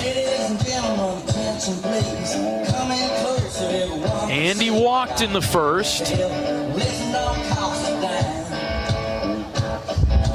This is just the guy the Hawks went up here in this situation, a chance to drive in some runs with 2 outs. Andy is such a well-versed, multi-dimensional hitter. He can hit the line drive, hit the ground ball, hit the fly ball. First pitch is a breaking ball in for a strike. Not what he was looking for. He laid off, took it for a strike. He'll see something better later in the at-bat. It's pretty cool to see him develop throughout the year from a guy that took some really good swings and obviously has a lot of power and a lot of thump in the bat, but also able to just start working some counts and getting the pitches that he likes. 0-1, stayed outside. Tried to bring the slider in the back door, but it wouldn't open. 1-1. Andy's one of those all-time Hawks. He's been a part of the program for so long. Senior from Winfield, Illinois. Runner takes off. Andy hits it on the ground to short. Kuroda Grauer picks it up. He'll throw on the run to first to get Nelson and end the inning. We're through 2 in Iowa City. The Hawks are back out in front. It's 2-1. Back in just a moment. This is Hawkeye Baseball from Learfield. Get a great offer on the stylish HR-V or the Honda Civic, which car and driver called fun to drive. Honda, the brand named Kelley Blue Book's KBB.com best value brand for 2023. For a limited time, well-qualified buyers can get a 3.9% APR on a 2024 Honda Civic or HR-V. So see your Central Midwest Honda dealer today. Honda gets the Midwest. See dealer for financing details. Exclude Civic SI and Type R car and driver January 2023 based on 2023 brand image awards from Kelley Blue Book. Visit KBB.com for more information. Are aches, pains, or injuries keeping you on the sidelines? At Athletico, our movement experts are here to help you turn your setbacks into comebacks and create a personalized game plan for your recovery. With no prescription or referral needed, Athletico Physical Therapy is where your comeback story begins. Get started today by scheduling a free assessment at athletico.com. Proud partner of the Iowa Hawkeyes.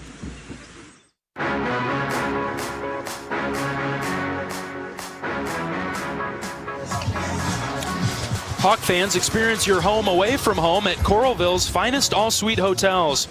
Homewood Suites and Home to Suites by Hilton each offer guests spacious suites, complimentary breakfast, 24-hour fitness center, a pool and hot tub, guest laundry, and convenient locations. Let their warm and friendly staff take care of you and your family when you visit Hawkeye Country. Brennan DeRiggi and John Leo in the broadcast booth at Banks today. Decent day in Iowa City, a little bit chilly and certainly windy, but the sun is out. Shaping up to be a nice night at the ballpark. It's 2-1 Iowa as we get to the top of the third. Cade gets another opportunity to pitch with a lead, Brennan, and it feels like needs to put up a 0 here to keep the momentum on our side. No doubt. I think the biggest thing here is I'd love to see an efficient inning here out of Cade, especially with that pitch count climbing up to, he's at 47 right now. 47, which is obviously a little bit more for the workload of after 2 full innings. So let's hope we can see an efficient inning and come right back out of the hitters. Pitch 48 for Cade is a strike on the low outside corner to Trevor Cohen. Cade struck him out the first time around. Here's the 0-1. Swing and a miss way late on that. Reese was closing his mitt around the baseball when Cohen got his bat through. 0-2. Obermueller working quickly. He's set and ready to fire. Here it is. Outside for a ball.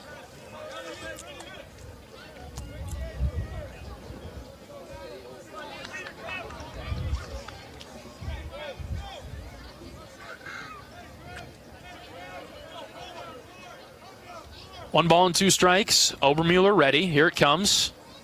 Ground ball, high chopper right side. Mitchell waits for it. He'll throw it to first for out number 1. Crucial to get that leadoff batter out, especially with Kuroda Grauer coming to the plate. Rutgers' best hitter, the Big Ten's best hitter, and arguably one of the top 5 hitters in the NCAA. No doubt. Getting that leadoff batter is huge there for Cade. I think we need to see him keep his foot on the gas, especially throughout the heart of this Rutgers lineup. Cade got Kuroda Grauer out on 1 pitch in the first. Deals just inside. Ball 1. 71 hits and 157 at bats. It's pretty impressive. It's not one of those fraud, 400 plus batting averages. He's earned it. 1-0 pitch. He squared to bunt. This is a nice bunt. Off the mound is Obermueller. He'll throw to first and got him. Really good play there. Bunted it right to the side that Obermueller was falling off to, and he's able to get the glove on it, square up, and then set his feet to first base. I wonder how often that's part of Kuroda Grauer's game plan. He does have a ton of speed. He's got 19 stolen bases on the season, but he swings it so well. But that was a pretty good bunt, but Cade did a nice job coming off the mound. Absolutely. 2 down for Doucette, who hit the then game-tying home run in the second. Iowa has since regained the lead. It's 2-1. Hawks in the third. Doucette is up. There's ball 1 from Obermueller.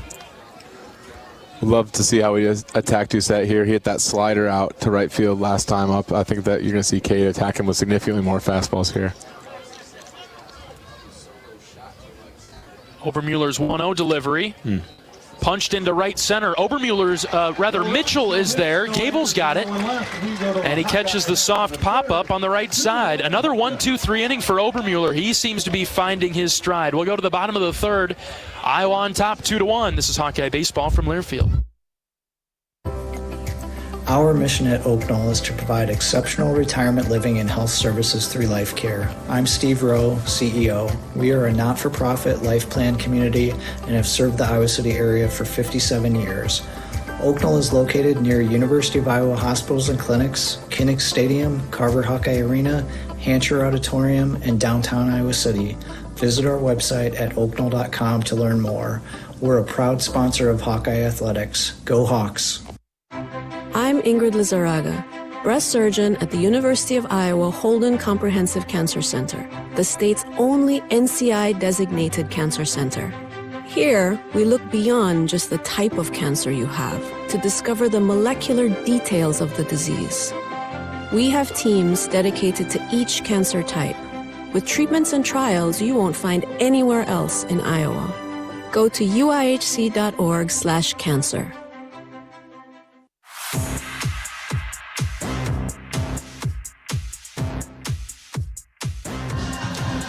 Iowa leads Rutgers 2-1 as we get to the bottom of the third inning. Raider Tello will lead off for the Hawkeyes. Let's pause 10 seconds for station identification. This is Iowa Hawkeye Baseball.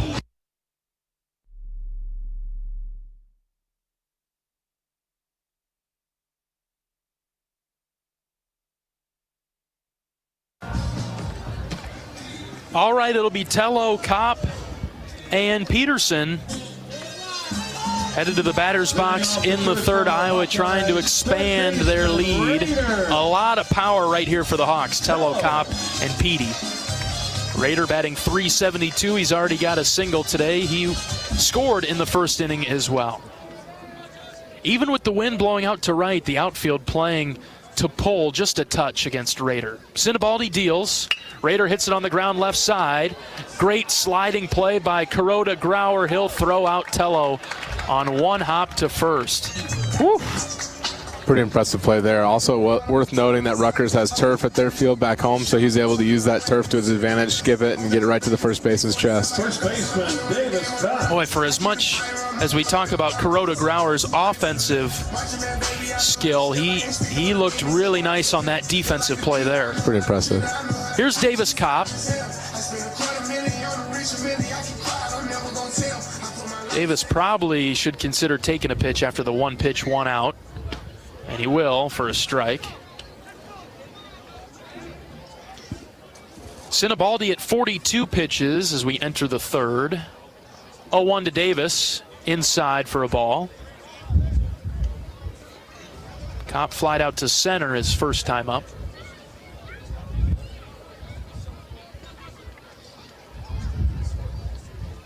One is outside. Tried to bring in the slider through the back door, 2-1. Davis, a transfer from Utah, also at Gateway Community College. 2-1, Kopp hits foul over to the Rutgers dugout to the left, 2-2. Kopp has been a nice addition to the team this year. He's fit right in. He's a part of that last group of COVID redshirts using that 5th year to get to play some extra college baseball. 2 balls and 2 strikes. The pitch to Davis. Ground ball to short. Kuroda Grauer's got this one. He'll throw it on the run to get Davis at first base. Good swing by Davis there. Good hard contact. Just got on top of it a little bit and hit it straight into the ground. 2 down for Sam Peterson.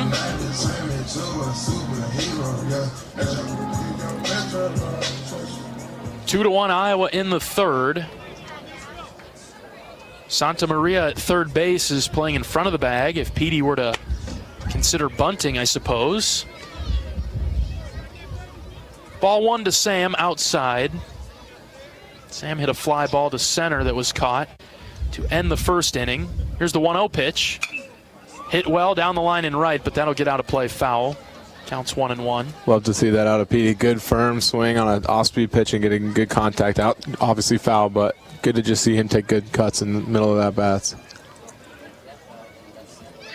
Petey working his way back in after being sidelined for a couple of weeks. Slider missed low and out. 2-1 to Sam. He's such a free swinger. He takes, he's not getting cheated at all when he swings the bat. No doubt. Here comes a 2-1. Inside, almost hit Peterson. Ball 3. Might see that free swingers here with a fastball and an advantage count. We'll see if he can get his best swing off. 3 balls and a strike.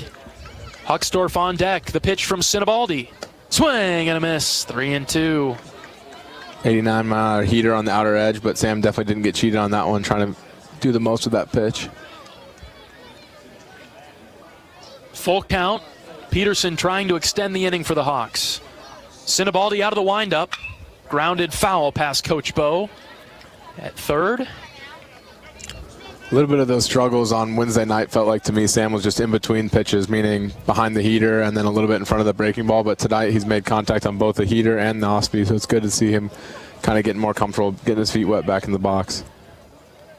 The 3-2 hit well to left. Left fielder Volpe going back, but he's able to make the play in front of the warning track for the third out. The Hawkeyes go down 1-2-3 in the third, still leading Rutgers 2-1 in the series opener. We're back for the fourth right after this. This is Hawkeye Baseball from Learfield. How do you become America's best-selling brand? Let's break it down. Innovative tech means smarter and safer driving. Intelligent all-wheel drive will keep you ready for anything. And built Ford tough trucks will always get the job done. Plus, come into your local Ford store today and get super low APR financing, big cash back, and great lease offers on Ford's full line of cars, trucks, and SUVs. That's Ford, and that's how you become America's best-selling brand. Sales claim based on calendar year sales. American Equity salutes today's hero of the game. As a proud sponsor of the ongoing recognition of our military during Hawkeye games this season, please join American Equity in thanking all who have served our country. American Equity is more than just retirement savings and income products. They are committed to providing you best-in-class service and high-quality retirement income that helps deliver the independence to dream and reach your goals. To learn more about American Equity, please visit their website at american-equity.com.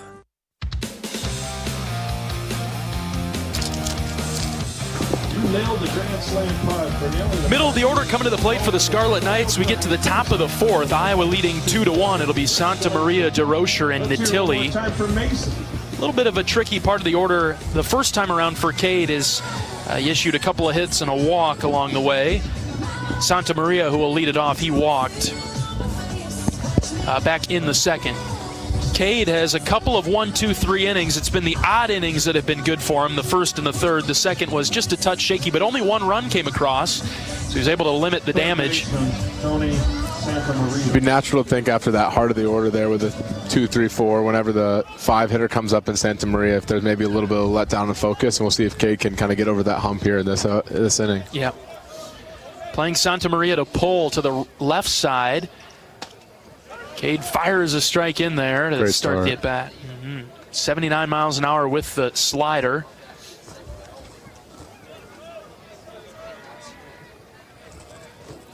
No balls and a strike. Cade out of the stretch. Swing and a miss. Change up there. Doubled up on the off-speed, flashing the change-up in that bat. That thing was like a marble that rolled off the table, just took a dive after clearing. No balls and 2 strikes. The pitch from Cade. Fastball, sharp but high and out. 1-2.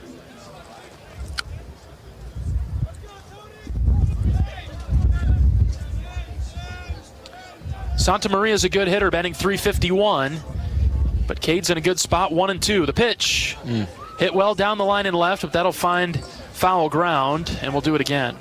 Even out of the 5 spot, really good power. He's the team leader in home runs with 10, and then also 9 doubles to back that up as well. He's seen every one of Cade's pitches. The 1-2, low. Good block by Moore behind the plate, 2-2. Impressive take there by Santa Maria, doubling up on the off speeds, but the changeup just low. Took that for the second time this at bat and were able to extend the at bat a little bit further. Pitch number 60 for Cade in the fourth. Here's the 2-2. Fastball high and out. Cade visibly frustrated after that one. Just off the plate, really nice spot, but probably better if it's thrown at 0-2 than 2-2. Full count now.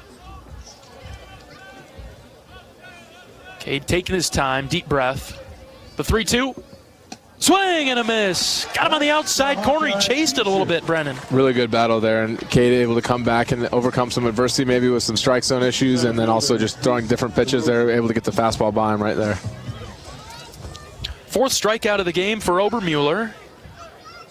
And we'll see DeRocher now. As one of 2 Rutgers hits tonight.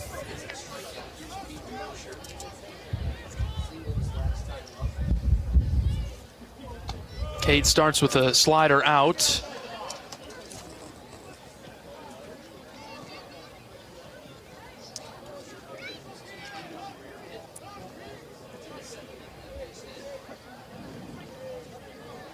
One ball and no strikes. The delivery from Cade dropped in for a strike, 1-1.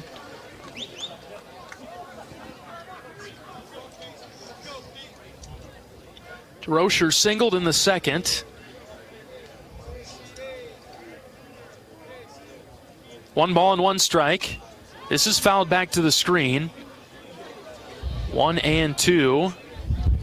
So far, the off speed, the breaking balls, they've been working for Cade.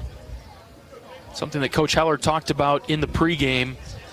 Really felt like his team had the advantage against these Rutgers hitters when it comes to the off speed if they could throw it for strikes. So far, Cade has done a nice job with that.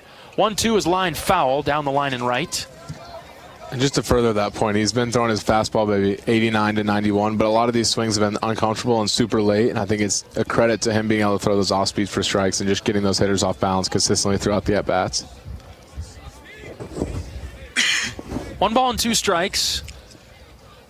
Swing and a miss. Obermueller, back-to-back strikeouts. How about that one? There it is again. Fastball off the plate. I think the hitters are just looking for something else, and they get the heater, and it speeds up their bat and their decision-making, and able to sneak that fastball by them. We haven't really had a good guess from up here on what Cade's going to throw. Not predictable, and in a good way. 2 down for Natilli. Obermueller struck him out in the second. First pitch, hit him. And that one hurt as Natilli spins to the turf. Caught him in the foot, left ankle. Oh, and he's limping hard. And you feel bad for him there. Especially a guy that's getting behind the plate there. Catching on the other side of the innings and then having to get up there and finally get to hit and get smoked in the back of the calf. Ouch. He even has a shin protector, but I'm afraid that didn't hit him in the shin. It caught the side.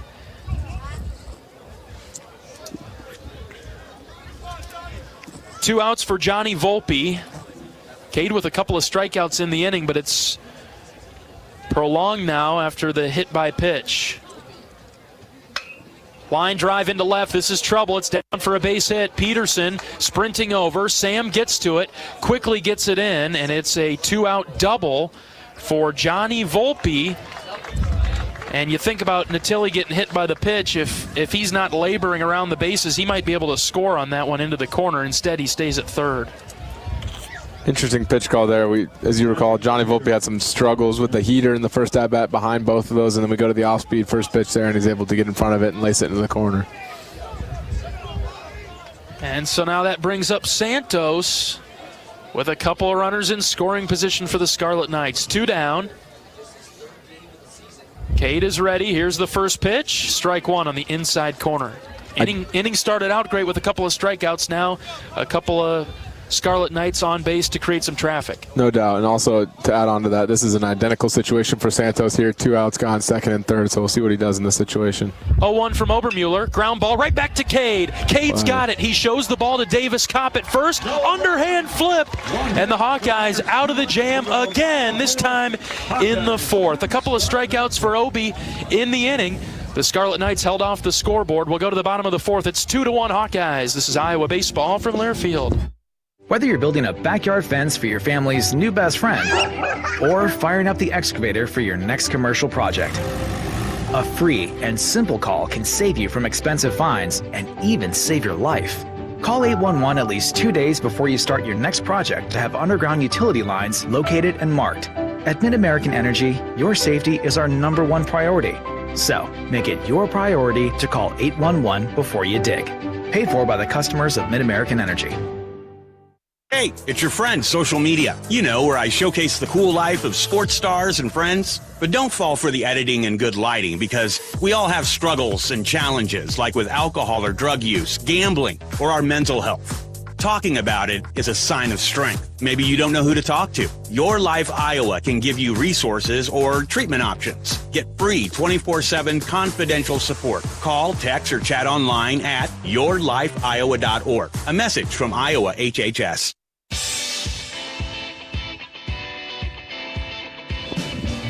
Bottom of the fourth in Iowa City.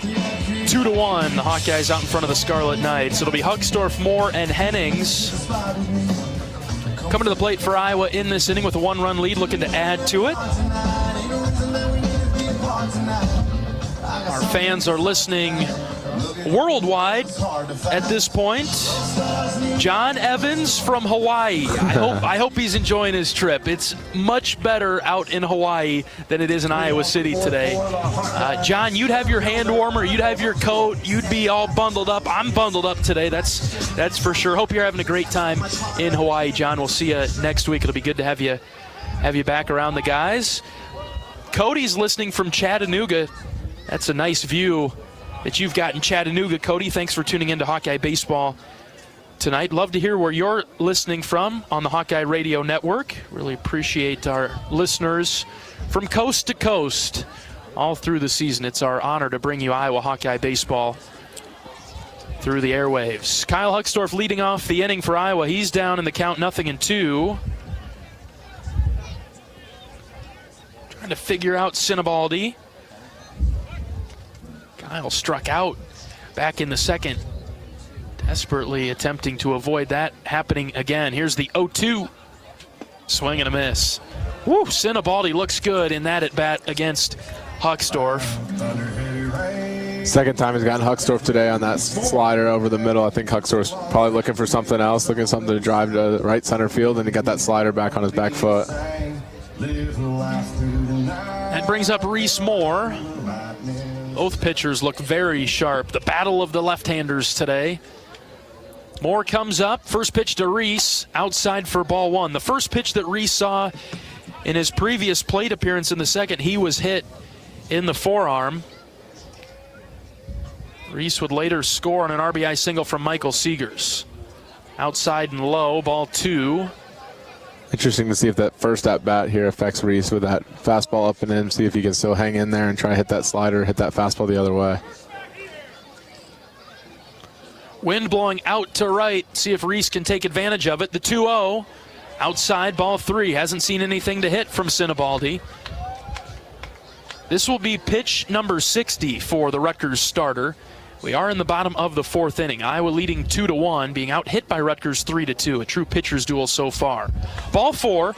Reese with a couple of free bases to get things started for his game.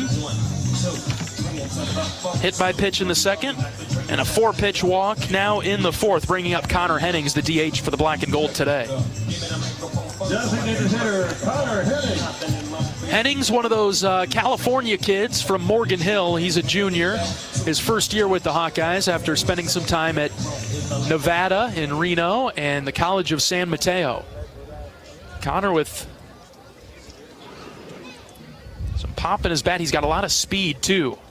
Takes low. Reese is taken off for second base. There's the throw down. It's into center field. Moore pops up. Oh. He's going to stay put right there. He didn't commit to going to third right away. He didn't know that the ball got into center. So the smart move is if you hesitate, just stay where you're at. Really impressive read right there. As soon as he saw it, the catcher kind of botch it a little bit and hit the ground. He took off running for second base. It was a really good read, dirt ball read there. That advanced 90 feet. And now in scoring position, less than 2 outs. That's a big run out there if Connor can put it in play. Now, the tricky thing is Sinibaldi has missed on 5 in a row. Probably consider letting him throw you a strike first. The 1-0 is low again, ball two. Is it red light territory for Connor? Or is this at bat totally different than the one before? What would your approach be, Brennan? I think here with him struggling, you might want to be more cautious. Maybe look for one pitch in one zone. 2-0. Ground ball to third. Swallowed up by Santa Maria, and he'll throw out Hennings at first base. I think that's a good swing there. You got to go for that one. The fastball, middle of the zone. Yep. Able to get a good part of the barrel on it, but he just rolled over, was a little bit early, a little bit trigger happy on that pitch. And so it's up to Gable Mitchell now with 2 outs in the bottom of the fourth. 2-1 Hawkeyes, but Reese Moore's out there at second. Mitchell batting from the right side against Sinibaldi. Slider in the dirt.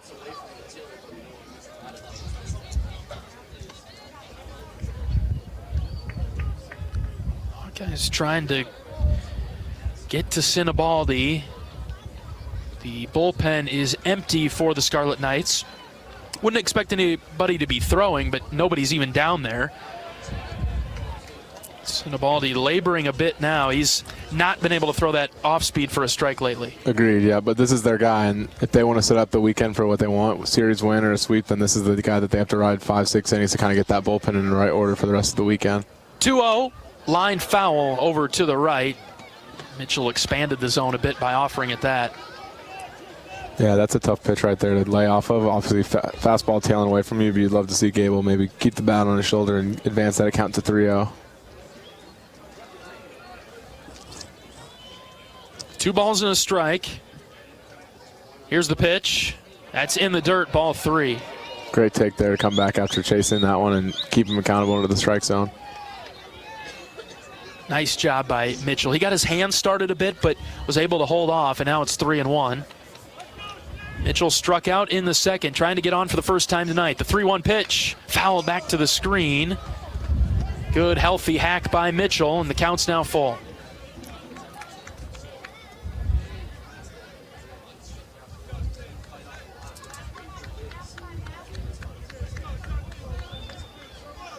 Reese Moore at second base. With 2 outs, he'd be going on contact. The 3-2. Low and in. Ball 4. Mitchell with a great at-bat draws the walk. Great at-bat there to continue and advance the inning, and now we get a chance to see Siegs, who has an RBI, and his first at-bat come back up to the plate for the Hawks. Iowa's really doing a nice job against Sinibaldi. He came into the game with 9 walks issued, and he has walked 3 Hawkeye hitters today. So the Hawkeyes sticking to their plan, their process, because as Coach Heller talked about earlier, this pitcher for Rutgers likes to work the edges and count on and rely on the batters to chase just a touch. So far, Iowa's done a nice job to hold the zone and dominate it from their perspective offensively. No doubt. Here's Michael Seegers with 2 outs, runners at first and second for the black and gold in the 4th. It's 2-1 Iowa. Outside, ball 1.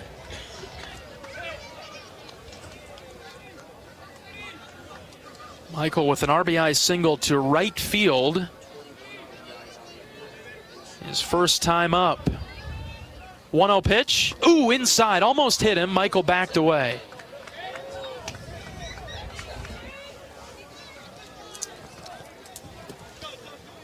Interesting to see what pitch he goes with here. He's having trouble locating the strike zone with both the fastball and the breaking ball. I'm going to be intrigued to see what he throws in this count. 2 balls and no strikes. The pitch to Michael.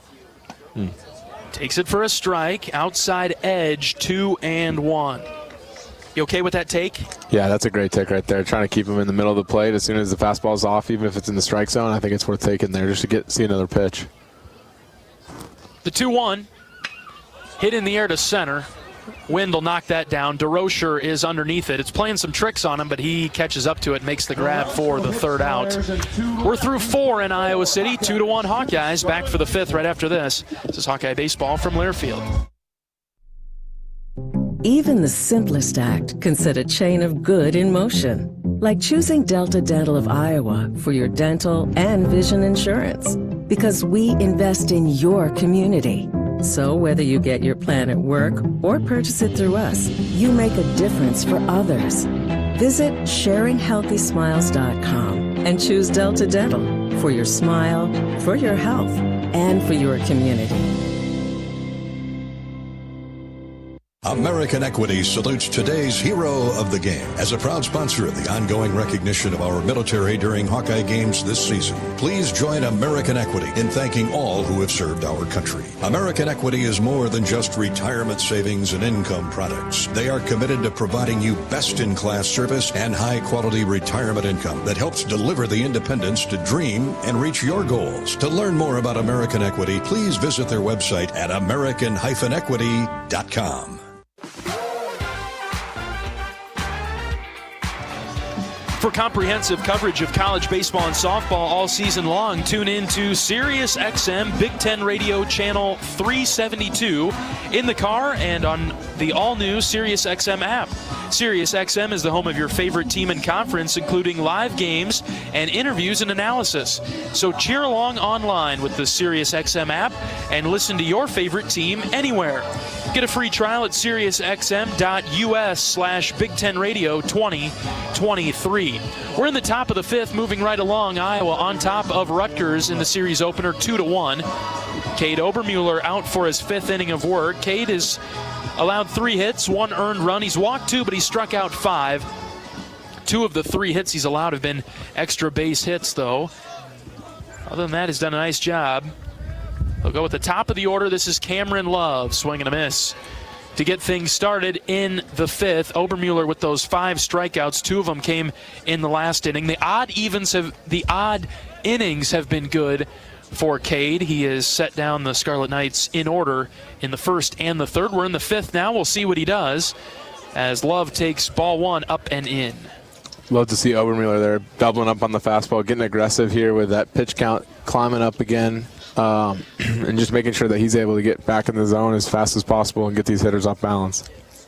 Count even at 1. The pitch from Cade just off the plate outside. Obermuller's at 75 pitches now. This will be pitch number 75 coming up.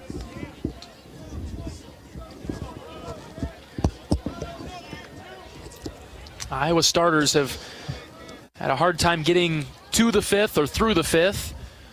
2-1 is downstairs for ball 3. That makes this a big inning. There's some Hawkeyes in the bullpen that are stretching. Nobody throwing yet. 3 balls and a strike. Cade looking to get love. Here's the pitch. Grounded foul over to the left. There's a Rutgers hitter expanding a little bit in that advantage count like Rick talked about earlier as a 3-1 count where he can get his best swing off, and he was able to just ended up just chasing that fastball down just a tad from ball 4. Full count from Obi. Here it is. Fouled off over to the right. Again, expanding there. Ball probably 2-3 balls off the plate. Fastball 2-3 balls off the plate, and he reached out to get the barrel on it. See if Obi can capitalize on that mistake. He's almost given Cade some new life on back-to-back pitches now. We'll go again with a full count offering. Here it is. Grounded foul over to the Rutgers on deck circle.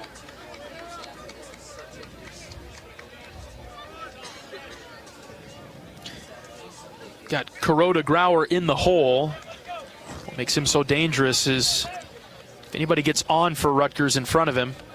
Full count. Cade takes a deep breath. Here's the pitch. Ground ball to Tello at third. Raiders got it. He'll step, he'll throw, and a nice pick out of the turf on the backhand by Davis Kopp for the first out. Really good pickup on the backhand. Raider fields it cleanly and kind of gets stuck in the mud there. Doesn't make too much moves towards first base, and Davis is able to pick up his teammate. Big first out for Obi to start the 5th. Here's Trevor Cohen. He's 0 for 2 today. A strikeout and a ground out. Lefty on lefty matchup. Narrow closed stance in the box for Cohen. Cade fires. Ground ball up the middle. Seegers is there. He's got it. He'll throw it across the diamond. 2 down. Really good, efficient inning so far. Let's see if Cade can continue that with Kuroda Grauer up coming up next, and also just keeping that fastball in the middle of the zone as he's done so far this inning. It's been crucial for Cade. He's gotten Love and Cohen out all 3 times before Kuroda Grauer. It's 2-1 Iowa in the 5th. First pitch from Cade. Breaking ball, snapped it high and out.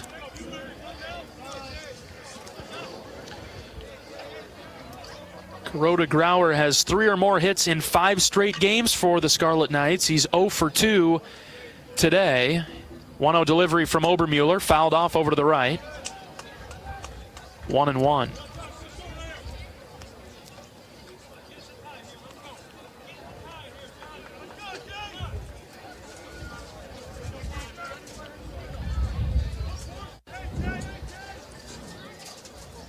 Cade's 1-1, hit on the ground left side. Tello cuts it off at third. He makes a beeline throw over to first. It hit Davis Kopp right in the chest. Kopp caught it. Another 1-2-3 inning. It's an odd inning for Cade. The first, the third, the 5th. We'll 1, 2, 3. You bet. We'll go to the bottom of the 5th. Iowa leads 2-1. This is Hawkeye Baseball from Learfield. Nestled on the rolling greens of the iconic Finkbine Golf Course, Bumps Restaurant is open to the public year-round. Whether you're swinging by after a round of golf or just in the neighborhood, Bumps is your go-to spot for scrumptious sandwiches, shareable appetizers, and mouth-watering pizzas. Quench your thirst with our selection of local craft beers, or let our full bar serve you a refreshing cocktail to toast to your game, or just because it's 5 o'clock somewhere. Our happy hour from 2 to 6 p.m. is the perfect 19th hole. Be sure to follow us on Facebook and Instagram to catch our latest daily specials. And here's a little insider secret just for our radio listeners. Thursdays are not to be missed at Bumps Restaurant. It's BOGO Happy Hour. Buy one, get one free on select beverages from our happy hour menu. Whether you're a diehard golfer or just love a great meal with a view, Bumps Restaurant at Finkbine Golf Course is your destination. We're currently open Wednesday through Saturday. Swing on by today. Bumps at Finkbine Golf Course. Great food, great drinks, and the best views in town. See you at Bumps.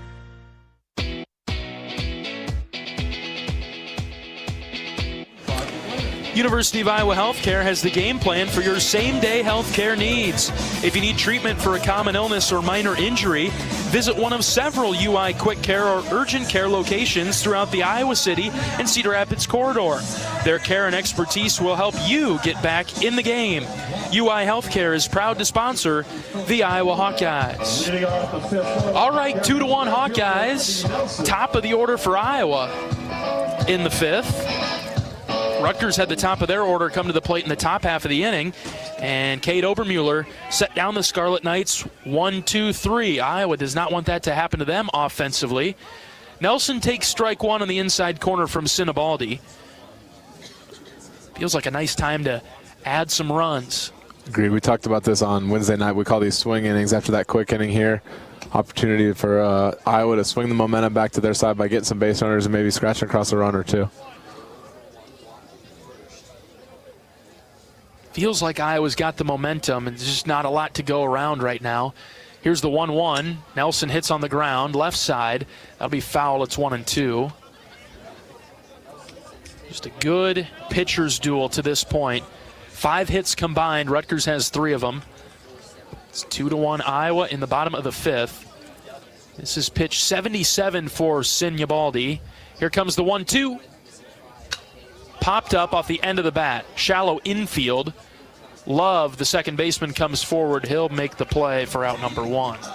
That changeup for Sinibaldi wasn't something that we noted much in the pregame, or a fastball slider, a lot of fastballs, but he's been using that pretty effectively lately when he couldn't find the strike zone, throwing 2 of them there to Andy to get him off balance.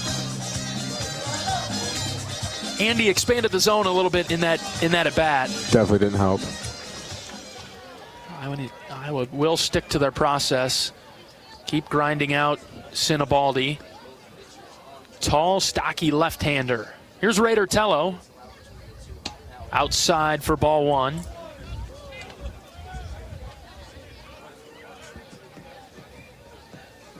Change up there again. Stayed outside away from Raider. The 1-0 pitch. Outside again, ball 2.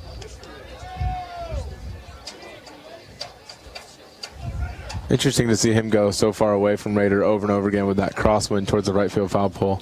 And Raider has opposite field power. Absolutely. The 2-0. Swing and a drive. Down the line and right, but that'll go foul. Right on cue, Brennan. That's how we called it. Good aggressive swing there on a fastball to the outer half. Towards the right field foul pole, but just didn't have enough on it to keep it fair. 2 balls and a strike now for Raider. And that pitch was middle, and he still went to take it over there. That'll cause the center fielder to move more straight away. Here's the 2-1. Fouled back to the pad, 2-2. Raiders on it. If you talk to different hitters about the wind, there's from guy to guy. Some guys are trying to go with the wind. Some guys don't try to think about it at all. But I know one thing. If there's somebody that's going to try to go with the wind and get a home run out of here, it's going to be Raider Tala. You think he talked about it with us in pregame, Brennan? I heard a word or two. Not just once. Here's the 2-2. Outside for ball 3. I think that's a decent pitch from Sinibaldi, but it's just too far out to be competitive. Just doesn't show strike long enough for Raider to swing at it, offer at it. Full count now for Tello. Raiders only drawn 13 walks this season. He likes to attack. Here comes the 3-2. Swing and a miss. Oh, he chased a backdoor slider that didn't have a chance to come in the door. And Tello is out number 2. That's the dangerous part about changing your approach there. You can tell Raiders trying to go to the right side, which I think is the right idea for him, but generally that's not what he's trying to do. So anytime he sees a pitch on that outer half, he's more obliged to swing at it, especially that one a little bit off the plate. 2 down for Davis Kopp. First baseman Davis Kopp.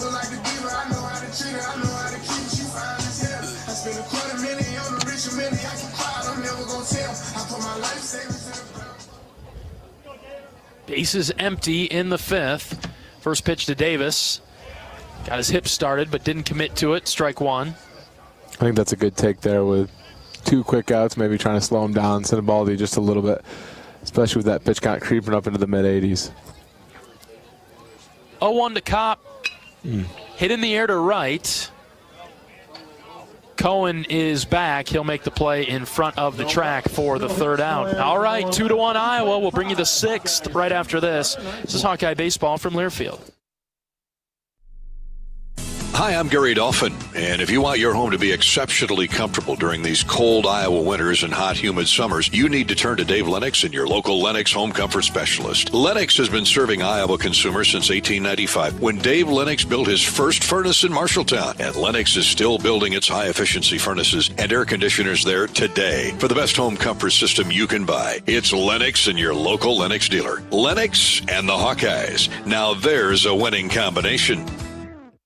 How do you become America's best-selling brand? Let's break it down. Innovative tech means smarter and safer driving. Intelligent all-wheel drive will keep you ready for anything. And built Ford tough trucks will always get the job done. Plus, come into your local Ford store today and get super low APR financing, big cash back, and great lease offers on Ford's full line of cars, trucks, and SUVs. That's Ford, and that's how you become America's best-selling brand. Sales claim based on calendar year sales.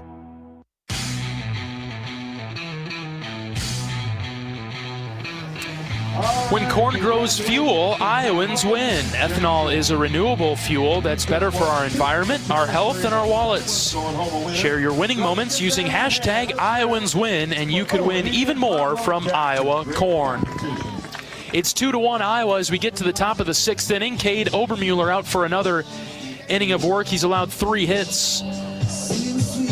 Today, he has struck out 5 batters, had a nice inning in the 5th. Middle third of the order coming up, Doucette, Santa Maria, and DeRocher for the Scarlet Knights.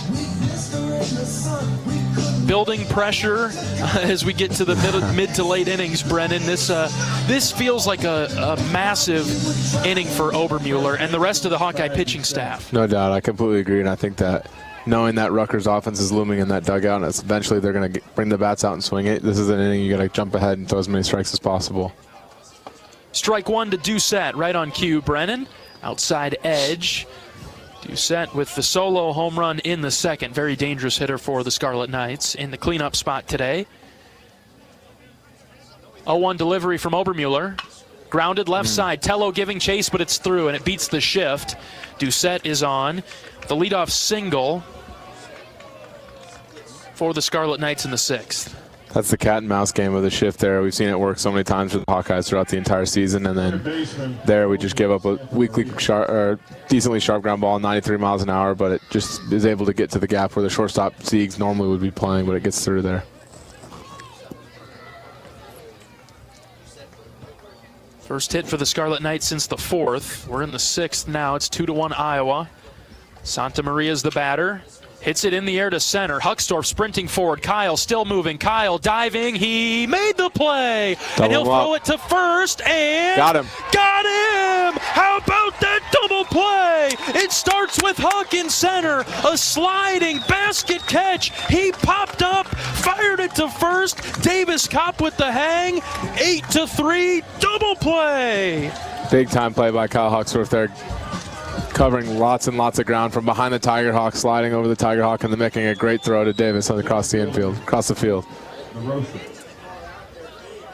Huge play. The special defensive effort by the Hawks. 2 down for DeRocher now. Bases are empty. First pitch. Sharp fastball low and out. Ball 1. There's some momentum generated by the defense. No doubt. We needed it there. DeRocher's 1 for 2 today. Boy, if you can get Iowa into the dugout really quickly now with Peterson to lead off the 6th, you feel like you're in good shape. Here's a pop-up foul. First base side and out of play, 1-1. Great to even the count back up there. Make sure you're staying in the driver's seat of this count throughout the entire at-bat. Count even at 1. The pitch from Cade. Ground ball up the middle. Siegs is there. Michael's got it. He'll step. He'll throw. And it turns into a 1-2-3 inning for Cade Obermuller and the Hawkeyes. Iowa comes off the field with a bit of pep in their step. We'll go to the bottom of the 6th. It's 2-1 Hawkeyes. This is Iowa baseball from Learfield. Brown Deer Golf Club offers a pure golf experience. Manicured bentgrass fairways with tees and greens carved into gracefully rolling landscape. Challenging, yet extremely playable. Improve your game with PGA instruction and our full-service pro shop. treat yourself to Bunker's Bar and Grill for lunch or dinner. And our scenic Greenview Banquet Room is perfect for weddings or any special event. Brown Deer Golf Club, a stunning country club setting at affordable public rates. Tickets are on sale now for the Hy-Vee IndyCar Race Weekend Concert Series. Saturday, July 13th, see Luke Combs and Eric Church. And Sunday, July 14th, see Post Malone and Kelsey Ballerini live in concert. 1 ticket per day gets you into a race and 2 concerts. Tickets on sale now at HyVeeIndyCarWeekend.com.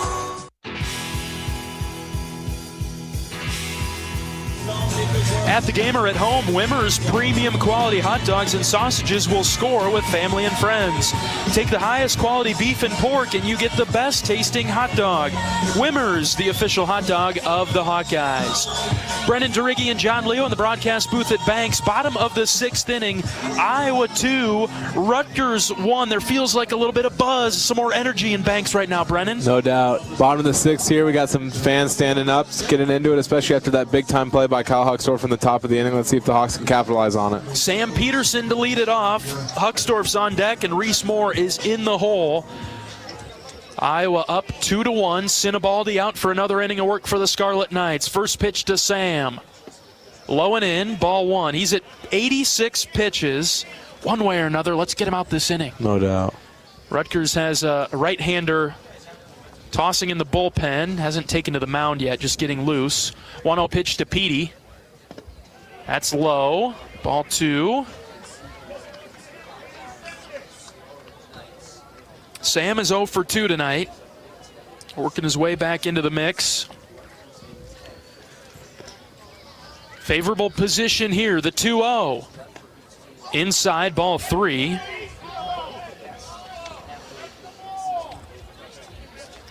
little chirping by the Hawkeye faithful here. Yeah, Natili's, gamesmanship. He's had a hard time coming up with some of these pitches, and Iowa fans are letting him know that he should probably try to catch a few more of them as the catcher. Here's the 3-0 to Petey.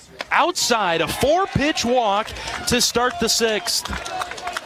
Great start there, getting the leadoff hitter up and hitter on base, and now we got Kyle Huckstorf hopefully using that defensive play to swing the momentum his way and get a hit here. How often do we see that, Brennan? Somebody makes an outstanding defensive play and then it carries over to the offense. No doubt. Would love to see that here.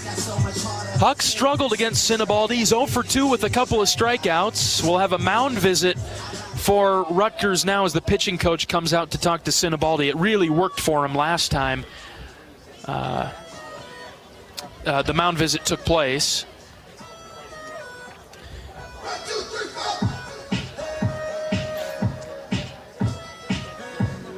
Huckstorf with the big play defensively in the 6th, that if that ball gets by him out there in center, he makes a sliding catch and then the double play. If that gets by him out there, boy, that's a lot of trouble. Could be inside the park home run territory, but instead, Kyle with an outstanding play to really bring some momentum into the Iowa dugout. And now trying to add to their 2-1 lead. Some scores from around the conference right now.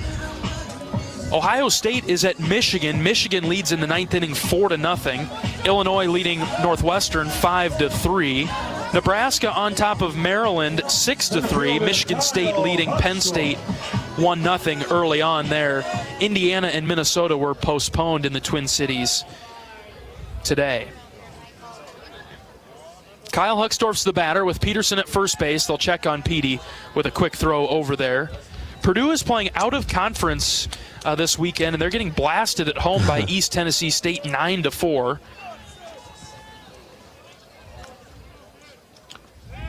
Huckstorf bunts down the first base line. This is a beauty. Here's the first baseman, throws to first to get Kyle by a footstep.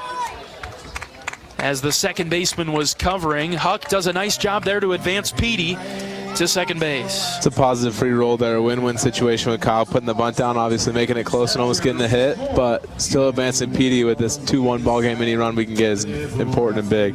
It's also the second time Kyle's done that, if you remember back to the first inning when he tried to get that squeeze bunt or that base hit bunt down the first base line as well. You totally take the pitcher out of the equation there by pushing it down the first base side, especially with Sinibaldi being a lefty falling off towards the third base side. All right, here's Moore. First pitch to Reese. Breaking ball looped in for a strike. That's that tough one there where it's up in the zone and it's hanging and you want to pull the trigger, but it freezes you just enough to take it.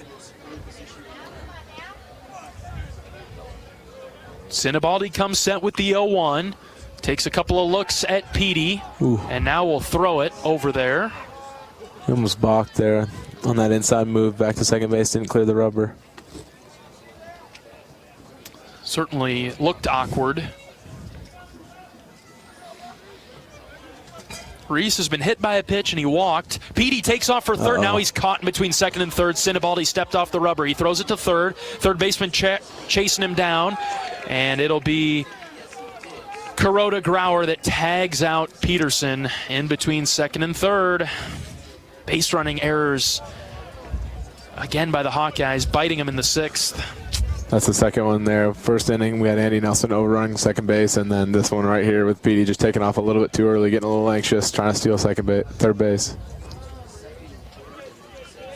And now there are 2 outs and the bases are empty, and that's sort of deflated the inning a bit. 0-1 to Reese, fouled back. It's a really good swing there on that hanging slider. He saw that for the second time this at bat, but was able to pull the trigger on it and get a good swing off.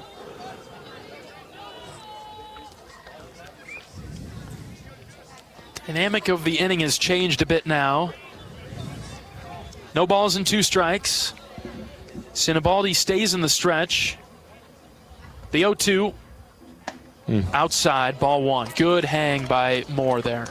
It's interesting to see how these left-handed pitchers attack Reese throughout this midweek, and then today he's seen 3 or 4 left-handed pitchers, and all of them mostly challenge him with sliders on the outer edge, just seeing if he can hang in there and hit it the other way. Big shift on the infield over to the pull side for Reese. 1-2, check swing. Instantly said that he went around on the appeal. And Moore strikes out to end the 6th. So it was a promising start to the inning for Iowa, but nothing doing for the black and gold. We'll go to the 7th. It's 2-1 Iowa. We'll be back right after this. This is Hawkeye Baseball from Learfield. Heard about this new type of television experience from Epson? It's called the Epic Vision Ultra Laser Projection TV. It combines a new type of laser projection technology along with a unique Epson Silverflex screen to produce an epic 120-inch 4K Pro UHD picture that's up to 4 times bigger than a traditional 60-inch TV. There's no better way to watch live sports, and watching Iowa basketball play live on this big bright TV is simply awesome. If you're a sports fanatic like me, you need to check this new Epson TV out for yourself. Visit epson.com/TV to learn more. Get a great offer on the stylish HR-V or the Honda Civic, which car and driver called fun to drive. Honda, the brand named Kelley Blue Book's KBB.com Best Value Brand for 2023. For a limited time, well-qualified buyers can get a 3.9% APR on a 2024 Honda Civic or HR-V. So see your Central Midwest Honda dealer today. Honda gets the Midwest. See dealer for financing details. Exclude Civic SI and Type R car and driver January 2023 based on 2023 brand image awards from Kelley Blue Book. Visit KBB.com for more information.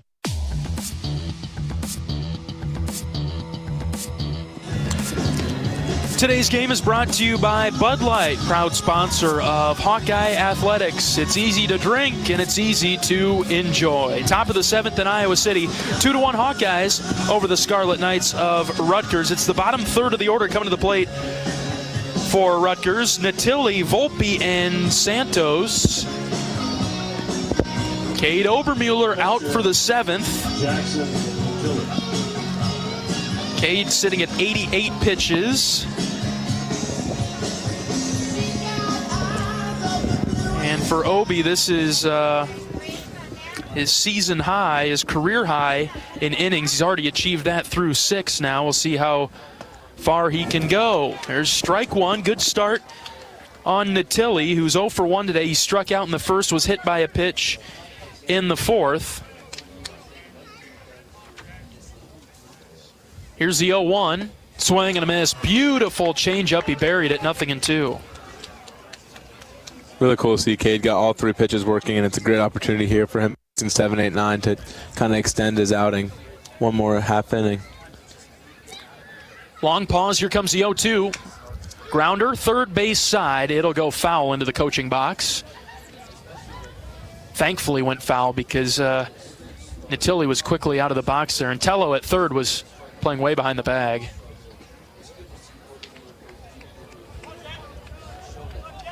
What do you like here, Brennan? You like a chase pitch or go right after him? I think go after him with the fastball. He's doubled up there with the breaking ball, a changeup, 2 off-speed pitches, kind of see if he can speed his bat up and get the heater. 0-2. He did just that. Swing and a miss. 1 down. Great call, Brennan. That pitch was by him before he even knew what hit him. No doubt. As Obi, you got it. As Obi extends into this game here, I just think we got to give credit to Sean McGrath for the pitching sequences that he's created and obviously doing his research here with the Rutgers hitters, but obviously credit to Obi as well as he well said, Brennan. Executes throughout the game. Yeah, very well said. Coach McGrath calling a really nice game for the Hawkeye pitching staff right now. Top of the 7th, it's 2-1 Iowa. Volpe is the batter. Obermueller missed on the first one. Here comes the 1-0. Swing and a miss, 1-1. That dropped Volpe to a knee. He chased the high heater, 1-1. He continues to have fits with that heater down the middle. I think you just got to keep attacking him until he proves that he can get on top of that pitch. 1-1. Swing and a miss, 1-2. I think you do it again here.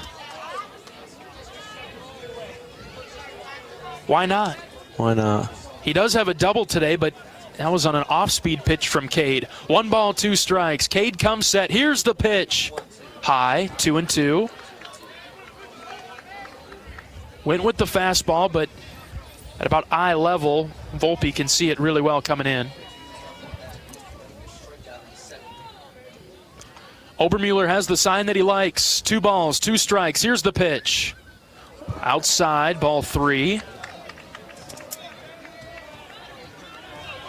Now I think you just got to come at him with whatever pitch you feel the most comfortable to throw strikes at, especially with the 8-hole hitter up. Obviously a good hitter in his own right, but comparatively to the rest of the lineup, this is a guy that you got to get out, got to keep off the bases. 3 balls and 2 strikes. Cade fires. Ground ball, base hit into right, in between first and second. Volpe's on with a single.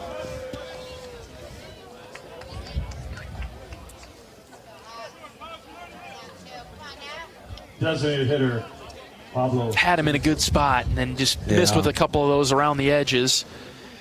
I think you'd rather obviously give up a hit there than a walk, though. I'd rather see him continue to attack the zone and continue to fill it up throughout the bottom of this lineup, make them beat you.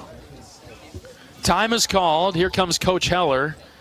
That typically means pitching change. As coach is out of the dugout, looking down the right field line. We'll see what Coach Heller elects to do. Great day for Cade if this is it right here. Career day for him on an outing, only giving up 5 hits and 1 earned run. We're in the 7th. Coach is looking down the line in right as the home plate umpire, Grady Smith, is out to break up the mound visit, and it looks like we will have a pitching change. All right, the Hawkeyes will go to the bullpen. In the 7th, Iowa leading 2-1, and Cade Obermueller will exit the game. A career day for Cade as he leaves the field to a standing ovation here at Banks. Pitching change for the Hawkeyes in the 7th. It's 2-1 Iowa. We're back after this pitching change break. This is Hawkeye Baseball from Learfield. Nestled on the rolling greens of the iconic Finkbine Golf Course, Bumps Restaurant is open to the public year-round. Whether you're swinging by after a round of golf or just in the neighborhood, Bumps is your go-to spot for scrumptious sandwiches, shareable appetizers, and mouth-watering pizzas. Quench your thirst with our selection of local craft beers, or let our full bar serve you a refreshing cocktail to toast to your game, or just because it's 5 o'clock somewhere. Our happy hour from 2 to 6 p.m. is the perfect 19th hole. Be sure to follow us on Facebook and Instagram to catch our latest daily specials. And here's a little insider secret just for our radio listeners. Thursdays are not to be missed at Bumps Restaurant. It's BOGO Happy Hour. Buy one, get one free on select beverages from our happy hour menu. Whether you're a diehard golfer or just love a great meal with a view, Bumps Restaurant at Finkbine Golf Course is your destination. We're currently open Wednesday through Saturday. Swing on by today. Bumps at Finkbine Golf Course. Great food, great drinks, and the best views in town. See you at Bumps.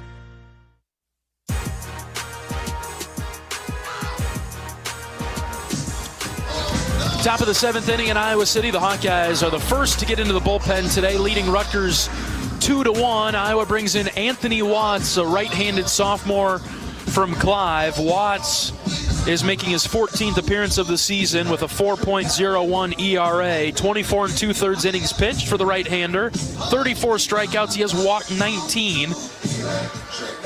Opponents hitting 182 against Watts, a hard-throwing right-hander, so a little bit different from Cade. Obviously left to right, but also in terms of pace and velocity. No doubt, and I think this is a good matchup for them with all the right-handed hitters that we talked about earlier. 7 of the 9 hitters for Rutgers. We'll see if they change that up, but Watts seems to do well against right-handers, and I think he's going to be able to bring that 2-pitch, 3-pitch mix in here against them. 2-1 Iowa. In the 7th, Watts will try a pickoff move over to first to keep Volpe around. Volpe singled to get Cade out of the game. Volpe has 7 stolen bases, so Watts has to pay close attention to him. Anthony will throw it over again. Santos is 0 for 1 this evening with the walk. Lead extending and straddling the cut of the grass. First pitch strike from Anthony on the outer edge. 0-1. Decently large lead over there by Volpe. It's definitely keeping Watts on his toes, but it seems like he's doing a good job of focusing on the batter as well. Pre-pitch attention over at first, but then locking into that zone as he delivers. Here's the 0-1. Outside. Good read by Moore. Back pick to first. He throws it away down the right field line. And Nelson will track it down and get it in quickly. Volpe gets to second. Had him, Brennan. Yeah, that was the right idea right there. Really big pick by Moore, keeping the ball off the backstop, and then got a little excited saw an opening and saw a chance to get Volpe out at first base on the back pick. Runner in scoring position, the tying run at second with 1 out. 1 ball and 1 strike. Watts is ready, checks on the runner at second base. Here's the pitch. Low and out, ball 2. Top of the order, and Cameron Love awaits on deck.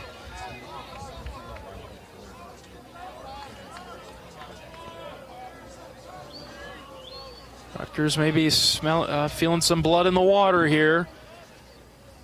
2 balls and a strike. The pitch from Watts. Swing and a miss. Fired it right by him.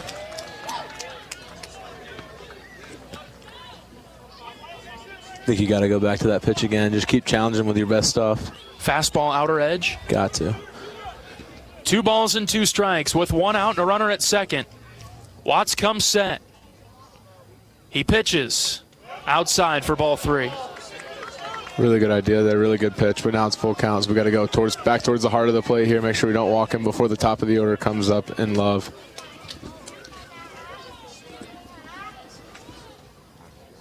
Watts comes set, full count. Here's the offering. Popped up, right side. Andy Nelson in right is underneath it. Wind playing a couple of tricks on him. He makes the play for the second out. No tag on the runner from second to third. Wasn't hit deep enough. Big time play by Andy there, getting the ball in quick, and then obviously keeping that runner off third before the top of the order comes up. Second baseman, Cameron. 2 outs for Cameron Love.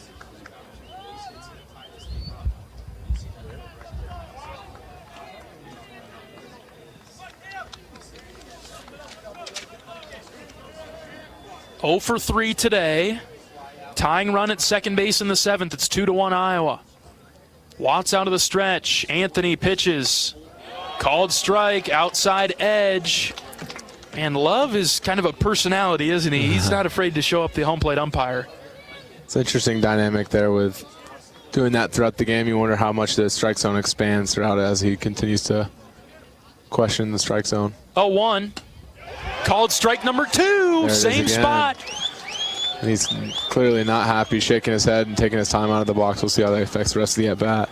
Back-to-back breaking balls. What do you do here, Brennan? I think you expand a little bit further, see how far that umpire is willing to go. No balls, 2 strikes with 2 outs. Watts is ready. Here's the pitch. Come on. Ground ball up the middle. Tough play. Seegers charging hard, picks it up, throw on the run. Got him at first. Hold on a minute. Rutgers might challenge. No runs. We'll see. Looks like the Scarlet Knights are going to challenge, and the Hawkeyes have to stay on the field for the time being. The umpires will huddle up in between the pitcher's mound and first. This was a close play as Love hit it off the end of his bat, a slow roller to Seegers at short. The review taking place down the line in right. All right, let's pause 10 seconds for station identification. In the meantime, this is Iowa Hawkeye baseball.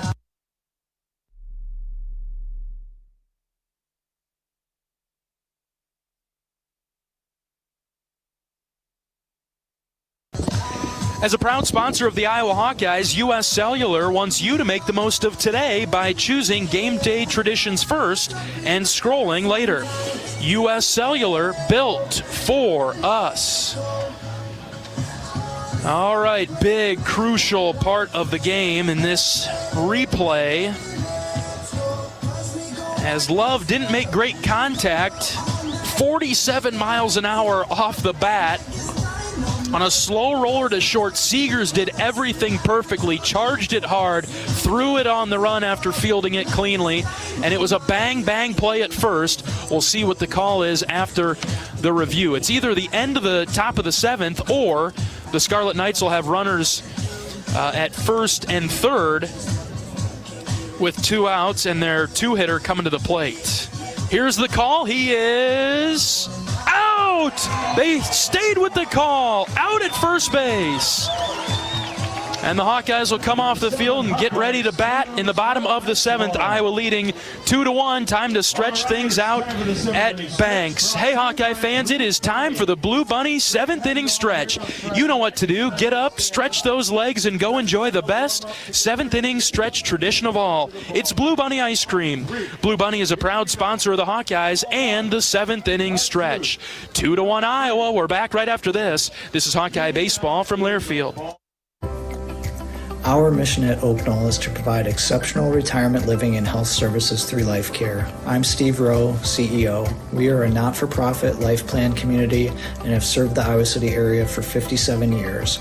Oak Knoll is located near University of Iowa hospitals and clinics, Kinnick Stadium, Carver Hawkeye Arena, Hancher Auditorium, and downtown Iowa City. Visit our website at oakknoll.com to learn more. We're a proud sponsor of Hawkeye Athletics. Go Hawks! The big game, family, friends.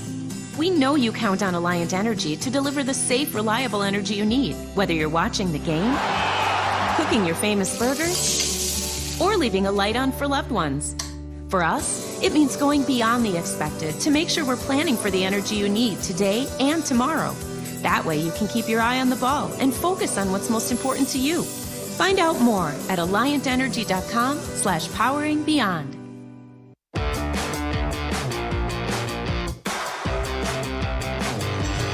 7, 8, 9 due up for the Hawkeyes in the bottom of the 7th. Connor Hennings, Gable Mitchell, and Michael Seegers. Into the late innings of this one. A great Friday night opener so far. The Hawkeyes trying to finish the deal. It's a 2-1 game. First pitch to Connor Hennings is downstairs for ball 1. Sinibaldi stays in for the Scarlet Knights. That was pitch number 95 of his outing. He's done a nice job through 6 innings, only allowed 2 Iowa hits. There's strike 1 to Hennings, 1-1. We'll see if the bottom third can set the table for the top of the order. Hennings today is 0 for 1. It was hit by a pitch his first time up. Fouls this back to the netting. Really good swing there on that fastball. Sinibaldi slowing down just a tad. He's 86-87 with that heater now. Is earlier in the game, higher upper 90s, but still got that stuff that's commanding the strike zone and making sure the hitters are off balance. We'll see how that keeps going throughout the rest of this inning. Out of the windup, the left-hander kicks and fires. The 1-2, hit foul. Out of play, first base side over the Iowa dugout. We'll do it again at 1-2.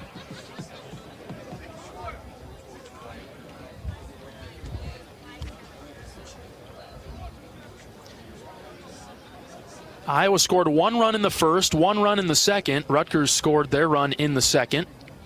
1-2 is outside, off the plate away, 2-2.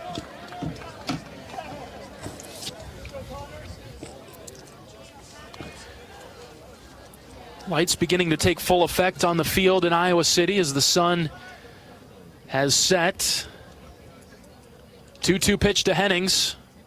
Swing and a miss. Drop third strike. Connor will take off for first base, but he's tagged before he can get very far. 1 down in the Iowa 7th. So old-fashioned pitcher duel is continuing to develop in front of us, and I'm interested to see which one of these top offenses can break that mold right now. Gable Mitchell will give it a shot now. Gable, a candidate to possibly bunt here, and Santa Maria, the third baseman, is expecting that. Mitchell having to bat from the right side against the lefty. First pitch is low, out of the zone. That was pitch 101 from Sinibaldi. Rutgers does not have anybody throwing in the bullpen. The 1-0, Mitchell takes high and out, ball 2. They do have a right-hander that's down there, and he seems to be hot and ready to roll if the time comes. Mitchell in a hitter's count now, 2-0. Gable struck out in the second, walked in the fourth. Here's the pitch. That dropped in for a strike, goes with the breaking ball. It's in there, 2-1.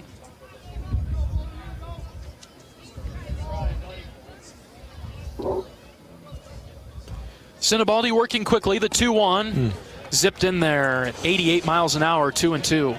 Looked like Gable wasn't quite ready for that pitch. Sinibaldi seems to be kind of picking up the pace here towards the end of this game. He'll wind, he'll fire, the 2-2, outside, ball 3. Mitchell was on his toes leaning for it, but stayed away. Full count.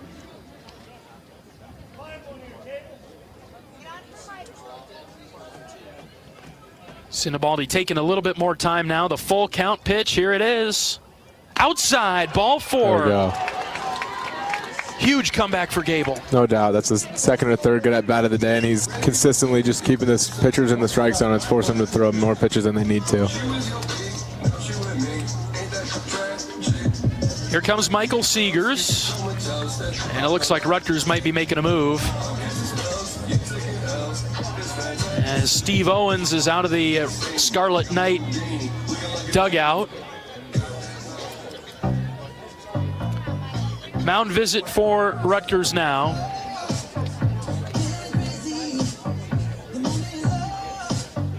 We'll see if this is a delay tactic. Home plate umpires headed out there to break it up pretty quickly here. Looks like Rutgers is filing out of the dugout. I think they know something about the end of this. Yep, and that'll be the end of his day. Really nice job by Justin Sinibaldi for the Rutgers Scarlet Knights. No doubt. I think that if you would have told him that hit a couple more walks than he's used to, hang on, he's giving a little banter to the home plate umpire there. That kind of knocks it down a little bit. We're just giving him some credit there. And he's got something to say to the home plate umpire on his way off the field. That kind of tarnishes things a little bit. All right, we'll take a pitching change break in the bottom of the 7th. The Scarlet Knights go to the bullpen. It's 2-1 Iowa. This is Hawkeye Baseball from Learfield.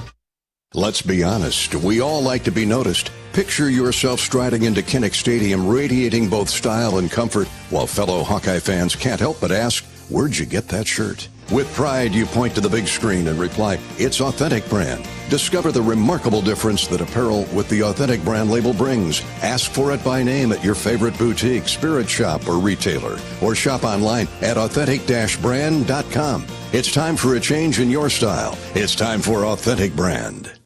Tickets are on sale now for the Hy-Vee IndyCar Race Weekend Concert Series. Saturday, July 13th, see Luke Combs and Eric Church.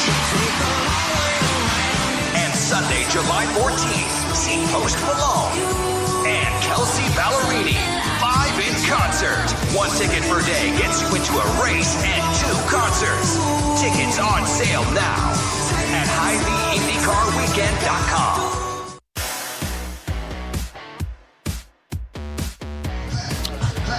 For a taste of unique flavors you'll love, stop by Molly's Cupcakes in downtown Iowa City for homemade cupcakes, cookies, cakes, bars, and coffee drinks. Molly's Cupcakes is a proud supporter of the Iowa Hawkeyes. All right, the Scarlet Knights go to the bullpen. The first time of the evening, they'll turn to Ben Gorski, a right-handed senior from Chatham, New Jersey. Gorski, as we find him on the stat sheet here, making his 13th appearance with a 4.05 ERA. He does have a 20 innings pitched. He struck out 20. He's walked 7. Opponents batting .217 against the right-hander. So just like the Hawkeyes do, they go away from their lefty and go to a righty now out of the bullpen, and Michael Seegers will get the first look at the new Rutgers pitcher, Ben Gorski. 2-1 Iowa in the 7th with a runner at first in Gable Mitchell. Brennan, what can we expect from Gorski? Yeah, interesting here. Normally when you see a guy coming out of the pen, maybe leaning on 1 or 2 pitches here, but he's actually got a traditional 3-pitch mix, not with a changeup. He's got a big over-the-top curveball that he's going to use to left-hand hitters, and then a slider that's sweeping from 81 to 83 to the righties. And then he's going to use his fastball as often as possible. That's his bread and butter pitch. He's going to try to kind of go after both sides, righties and lefties, early in the counts. He's had a nice career with ERA mid-3s to low 4s. Over-the-top fastball for a strike to Seegers. Pumped that in there on the inside edge.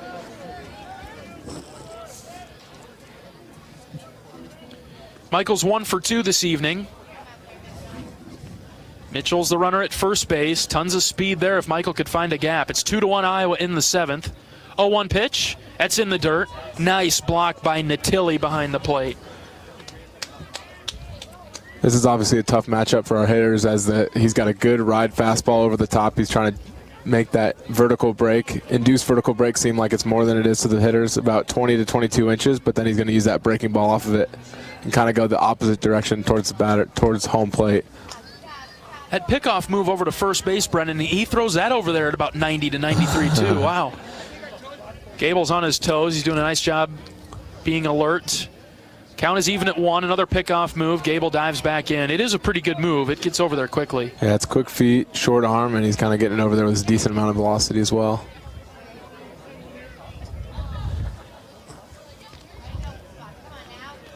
The 1-1 to Seegers, inside, ball 2.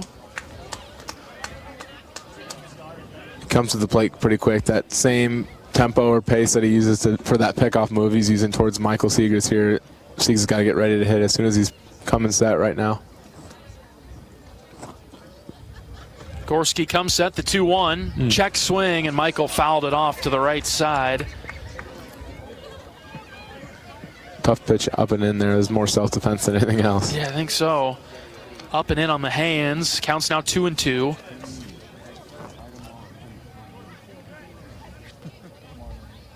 Mitchell at first base. The 2-2. Line drive, base hit into right. Mitchell had to pause. He'll have to stay put at second base, and he stays right on the bag as the throw comes in the backside there. A 2-strike single for Seegers. He's finding his footing to start this series. Another great swing by Seegers there. Earlier in the day, he used that same approach to try to drive it, flick it over the second baseman's head. That time, finding the hole between the first baseman and the second baseman, Hit that ball hard, 96, right on the screws the other way. Flip to the top of the order now for Andy Nelson. 1 out, runners at first and second base for the black and gold in the 7th. Iowa up by 1 in a low-scoring pitchers duel this evening. Andy's 0 for 2 tonight. He walked in the first. Gorski deals. Andy takes up and in for a ball.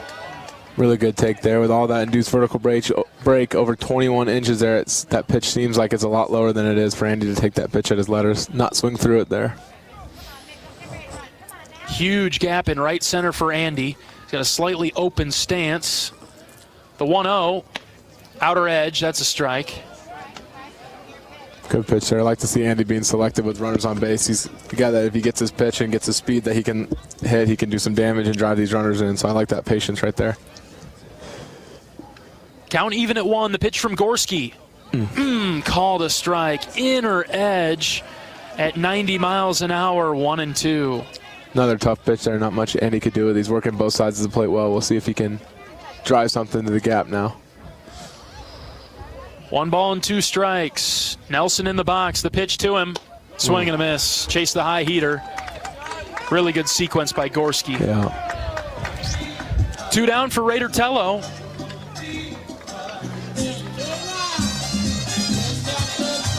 One of the only 2 Hawkeyes with hits today. Let's see if he can keep that good day going by driving some of these runners in. First and second with 2 outs for Raider. He singled all the way back in the first. Iowa with 3 hits today, as Brennan was alluding to there. Raider has 1 of them. First pitch to Tello. That's a strike. Low outside corner with the off speed. Even though it came in at 84 miles an hour, it still had sharp movement on it on the way in. He throws a little bit more of a gyro slider, so it's going to be less movement, but a little bit more velocity, like 83 to 85. 0-1. Swing and a miss. Tello chased one at his chin. And although it's only 91 miles an hour, it's coming at these Hawkeye hitters a lot faster because of that quick short arm action, those quick feet that he was using earlier.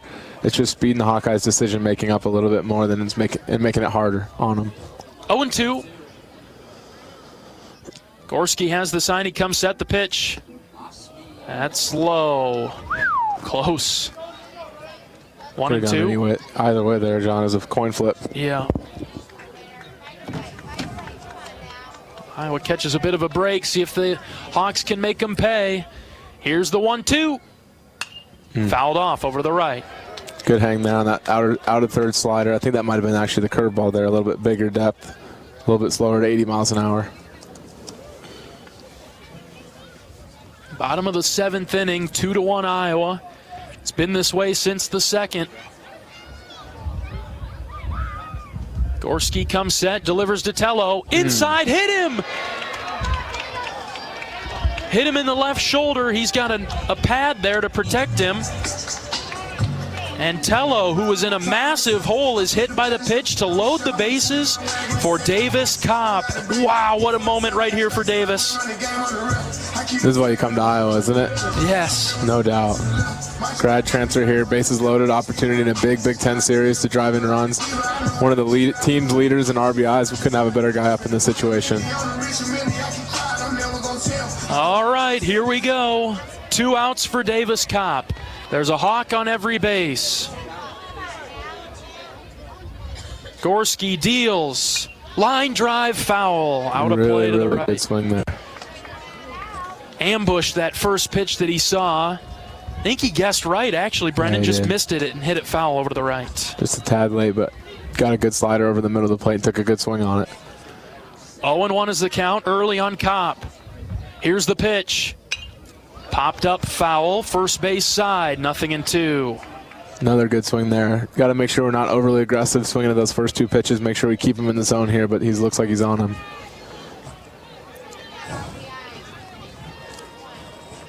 Gorski on the rubber, Kopp in the box.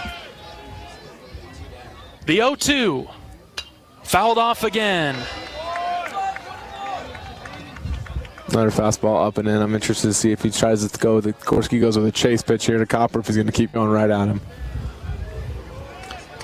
He's been in the zone and then right around on that 0-2.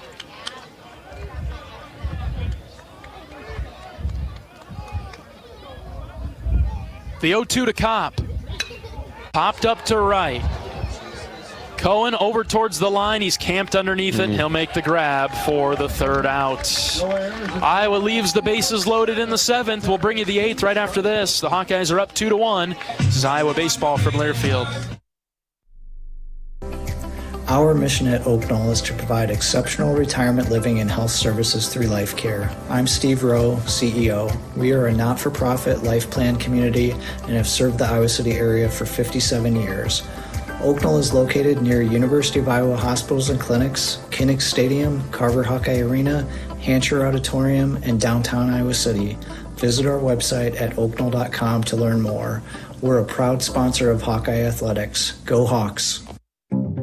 Even the simplest act can set a chain of good in motion, like choosing Delta Dental of Iowa for your dental and vision insurance. Because we invest in your community. So whether you get your plan at work or purchase it through us, you make a difference for others. Visit sharinghealthysmiles.com and choose Delta Dental for your smile, for your health, and for your community.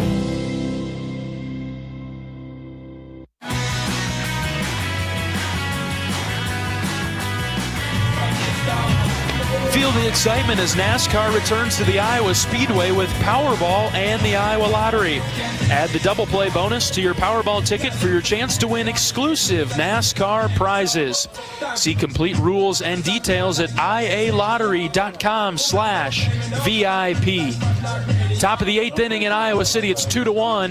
The Hawkeyes out in front of the Rutgers Scarlet Knights. Anthony Watts returns for the 8th. It'll be 2, 3, and 4. Cohen, Kuroda Grauer, and Doucette. So a huge spot for Anthony Watts and the Iowa pitching staff late in this game. The Hawkeyes make a change defensively. Cade Moss is in to catch. He'll replace Reese Moore in the late innings. Watts out of the windup. He's ready. First pitch, strike one. Cohen is 0 for 3 today. Left-handed hitter. That's high at the letters, 1-1. Watts came in and got the last 2 outs of the 7th after Obermueller started it.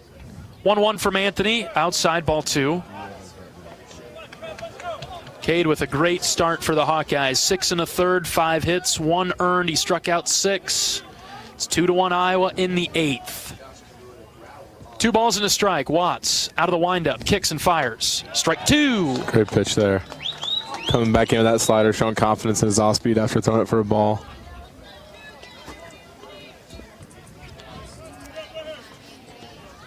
Two balls, 2 strikes to start the 8th. Watts winds and fires. Ground ball to shortstop. Seegers, he has it. He'll throw over to Kopp, 1 down.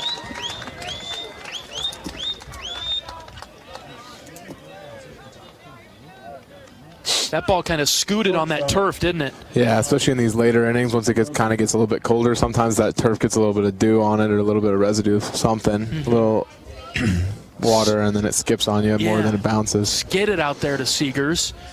Here's Kuroda Grauer. Watts facing him for the first time.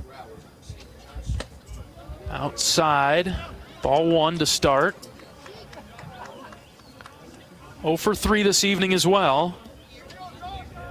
2-1 Iowa in the 8th. Gotta be careful with this guy. 1-0 pitch. Check swing. He went around, didn't he? Appeal down. Yes, he did.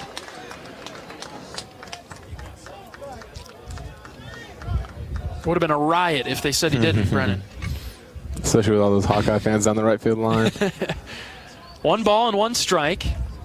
Watts has the sign that he likes, takes a nice deep breath. Here is the pitch. Ooh, outside and low, ball 2. Watts varied his wind up there, and it might have thrown him off. Yeah, just a little bit. He's trying to throw off the hitter's timing, but it might have thrown him off more than Kuroda Grauer. 2-1. Hit down the line in right. Nelson giving chase. It will be foul into the Hawkeye bullpen. 2-2. John, I really like this move by the Hawkeye coaching staff to put a veteran presence back there behind the plate, especially in a big Big Ten conference game with pitchers duel. I don't think there's anybody else in the conference that's better to have back there defensively than Cade Moss. Great to see Cade back there, especially coming back from injury and that calming presence that he has. Here's the 2-2. Outside, ball 3. Tried to get him to go fishing. Now Kuroda Grauer really crowds the plate. Watts needs to bring his best here. Full count. Big pitch coming. Here's the 3-2. In the air, right side. That'll get out of play. Foul ball.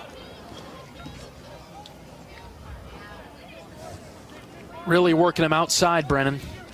Yeah, I think that's where you got to go with Kuroda Grauer. He's got really, really quick hands, and anything you get closer to his body, he can sink his hands in on and kind of drive it into left field. Another full count pitch from Anthony Watts is on its way home. Line drive, base hit into right, past a diving Kopp. Nelson picks it up. Kuroda Grauer's headed for second. Here comes the throw. He is safe. Slid in there with a double. And he about breaks his hand pounding the turf with excitement. It was a very professional at bat there. Sticking with those pitches, tough pitches on the outer third, and then driving it to right field past Kopp, and then using his speed to get extra bases. It was a good pitch from Watts, too. It was a little off the plate. Yeah, might have been maybe even out of the zone. Iowa was protecting the line at third, but Kopp was off the line at first, and that's where the ball went. And so the tying run is at second with 1 out for Ty Doucette. He has a home run in today's game. Watts out of the stretch. First pitch. This is hit well to right center. Oh, no. Huck is at the wall, and he made the catch in front of the wall. Kuroda Grauer will tag from second to third. I thought that was gone, Brennan. Doucette can't believe it. 100 miles an hour down to right center. The winds died down just a tad, and it wasn't enough to help him get the ball out of here. Huge out number 2. It was a loud out. Oh, boy. My heart about stopped. 2 down. Tying run at third. Santa Maria is the batter. You got to be careful here. Still more power. 10 home runs on the season. Watts from the stretch. First pitch from Anthony.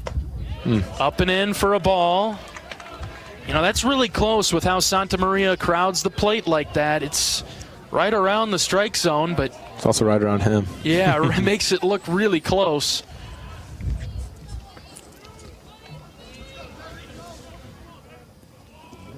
Count is 1-0. Pitch from Watts. Ooh, just high.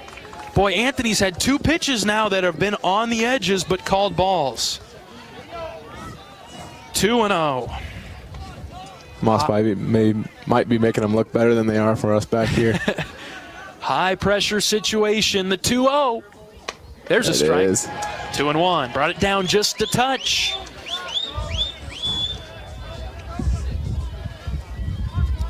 Top of the 8th inning, tense times at Banks. Iowa clinging to a 2-1 lead. Watts comes set. 2 balls and a strike. Here's the pitch. Swing and a miss, 2-2. Slider heavy there, third one of the at-bat. We'll see what he goes with this last pitch, 2-2. Here come the Iowa fans getting behind Anthony Watts. 2 balls, 2 strikes. Watts ready. It's on its way home.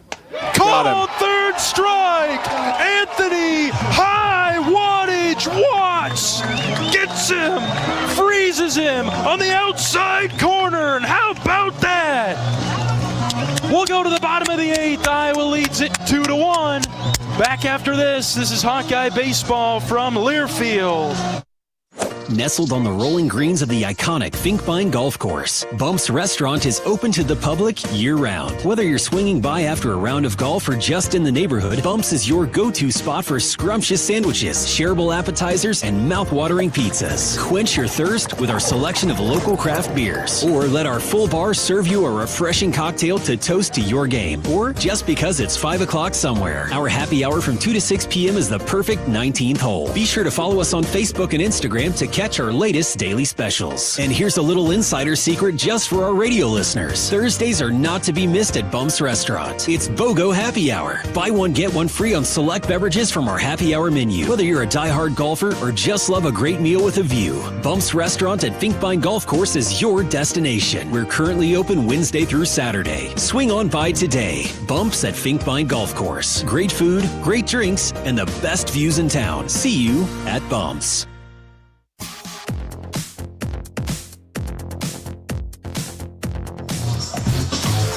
Oak Knoll's mission is to provide exceptional retirement living and health services through Life Care, a not-for-profit life plan community serving the Iowa City area for 57 years. Oak Knoll is conveniently located near the University of Iowa hospitals and clinics, Kinnick Stadium, Carver Hawkeye Arena, and downtown Iowa City. It's a proud sponsor of Hawkeye Athletics. Visit oakknoll.com to learn more. New pitcher into the game for the Rutgers Scarlet Knights in the bottom of the 8th. It's 2-1 Iowa.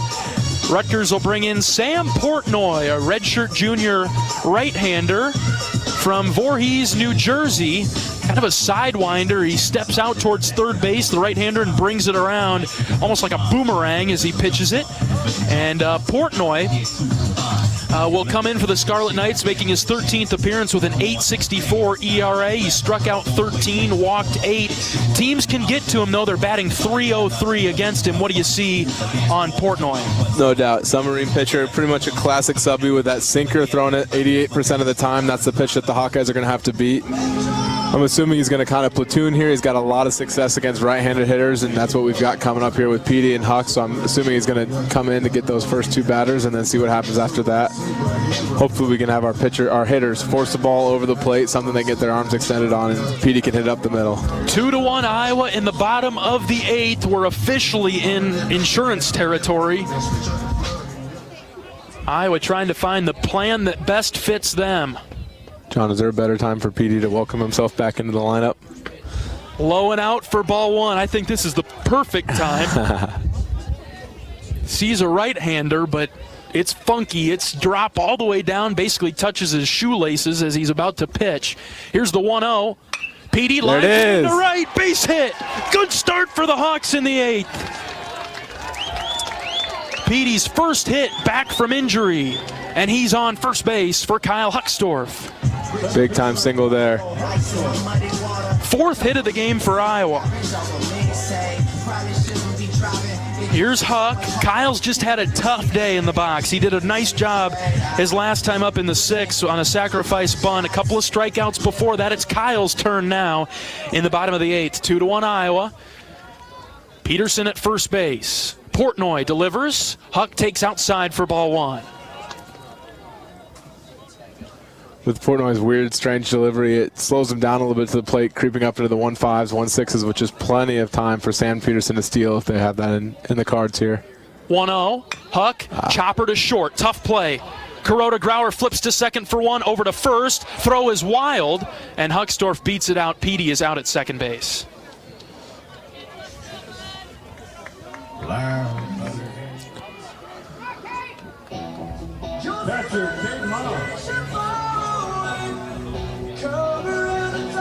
Interesting spot here. Obviously, Cade Moss is going to hit for himself as he just entered himself into the game, but we've got a lot of left-handed options on the bench with Strohmeyer and some other guys that could place into this opportunity at the DH spot if that's the direction we want to go with bases up, with the bases loaded or bases guys on base.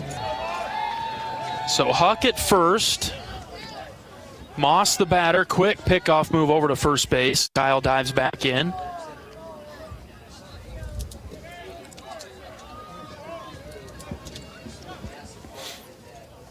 Moss entered in the last, in the top half of this inning. Huck was leaning a bit, and they throw it over. He gets back there. Cade with 12 at-bats on the season, but a really disciplined batter.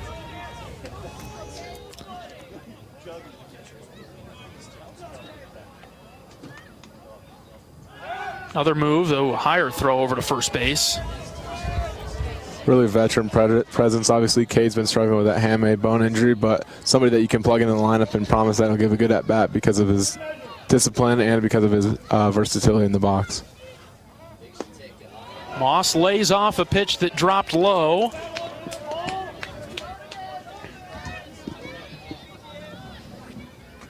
True submarine pitcher. This is Portnoy on the mound.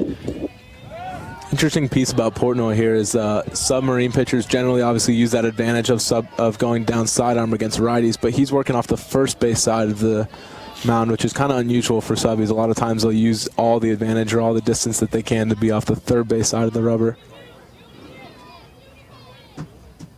Here's the 1-0. Huckstorf takes off, pitches low, throw down, way late. Huckstorf with a stolen base. Insurance out there in scoring position for Cade Moss.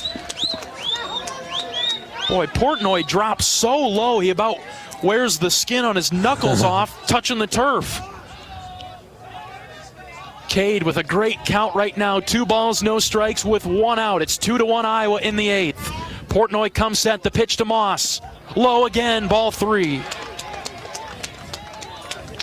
You'd think he'd had the red light here with everything else going on, and the DH opportunity, DH spot up next. Coach Sutherland out to talk to Connor Hennings in the on-deck circle. 3 balls, no strikes to Moss. Here's the pitch. That's in there for a strike. Inner third.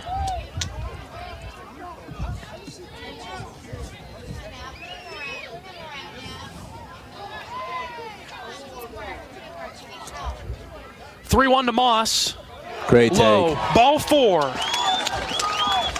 He watched all 4 of those start at his knees, and they all dropped low. And it's a nice walk by Cade Moss to put a couple on for Connor Hennings.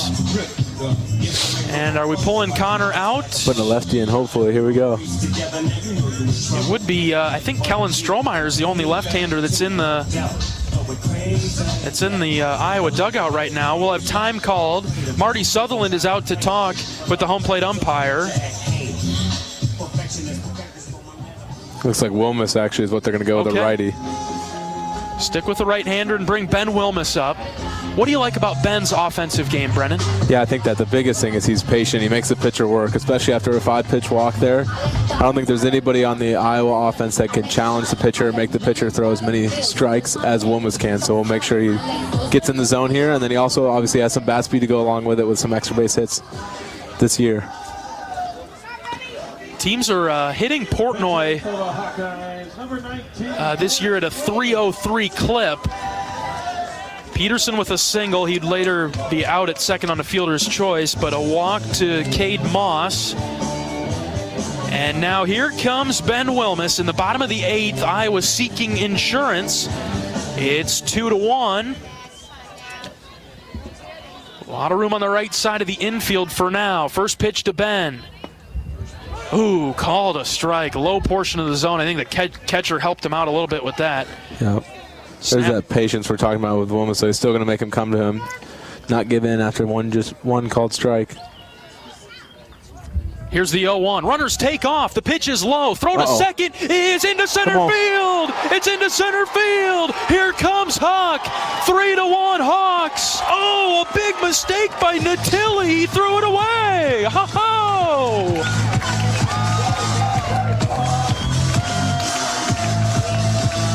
Cade Moss gets to third in the meantime, and it's 3-1 Iowa. More insurance to be had. Infield comes in for the Scarlet Knights. 1 ball, 1 strike for Wilmus. Outfield also moving forward. The pitch to Ben. He squares to bunt. Bunts it right side. Beautiful bunt. Scoop throw home. He is safe at home. What a bunt by Benny Wilmus. And Cade Moss dives in safe. It's 4-1 Hawks. Yes. They're going to review this play, but I think Cade's hand got on there. Big-time jump, big-time base running by Cade Moss to get that good read on that bunt down, seeing it off the turf, and then running as hard as he can home. They will review it. They'll occupy the box down the right field line. Boy, I think he was safe, Brennan. I think the same. I think his left hand got in there. Really good slide by Cade. Really aggressive play there, too. Well, we knew Wilmus was a great batter in that situation. I think we both know it, but we didn't verbalize it, Brennan. He's a great bunter, he too. Is. We'll take that for sure. Credit to Rick and the coaching staff there for seeing a good matchup to get Ben to get the bunt down as well. As it stands right now, 2 runs across for the Hawks in the 8th, and it's 4-1. Review taking place now. Have to admit, it was a great glove flip by Portnoy. Really impressive athletic play to get off the mound as a subby and then get the ball to the catcher with a chance to get an out.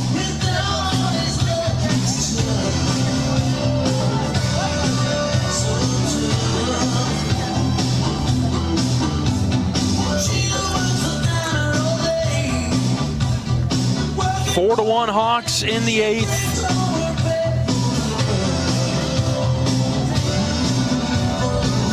See how quick a review this is.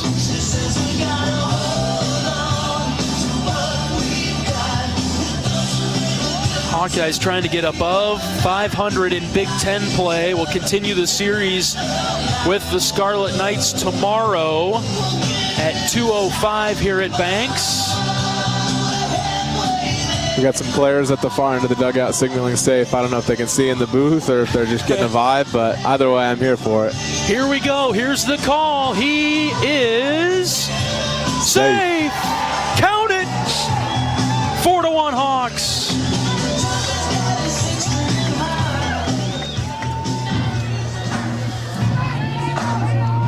And that'll bring up Gable Mitchell.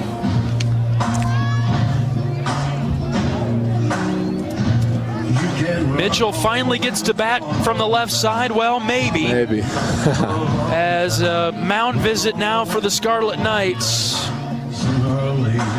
Looks like they're making a pitching change. It's their head coach walking out there, Steve Owens.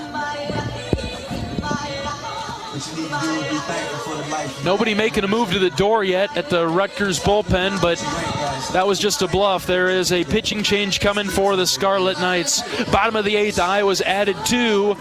It's 4-1 Hawkeyes. We'll take a pitching change break. We're back in just a moment. This is Hawkeye Baseball from Learfield. Does your company attire make you feel like you're always fourth and long? It's time for a change. Hand the ball off to Authentic Brand and watch your team transform into MVPs. On game days, our team dresses like champions in Authentic Brand. Ensure that your company's reputation remains untarnished by using nothing but the label specifically designed to display your company's identity. Ask your supplier for Authentic Brand products and see for yourself why it's more than just a label. It's a statement. Feel the excitement as NASCAR returns to the Iowa Speedway with Powerball and the Iowa Lottery. Just add the double play bonus to your Powerball ticket for $1, then enter it in the VIP club, and you could win tickets to the sold-out NASCAR race or other exclusive race weekend prizes. Feel the power of NASCAR and double play today. Woohoo! See complete rules and details at ialottery.com/VIP.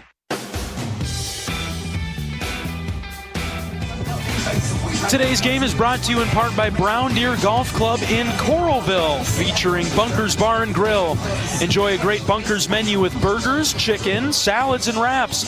They've also got Gimme's Pizza and Wings, a new pop-up menu at Bunkers that's all about savory pizzas and mouth-watering wings. That sounds good. To-go orders are welcome, as are you and your family at Brown Deer Golf in Coralville. 4-1 Iowa in the bottom of the 8th. New pitcher into the game for the Scarlet Knights is Joe Matza.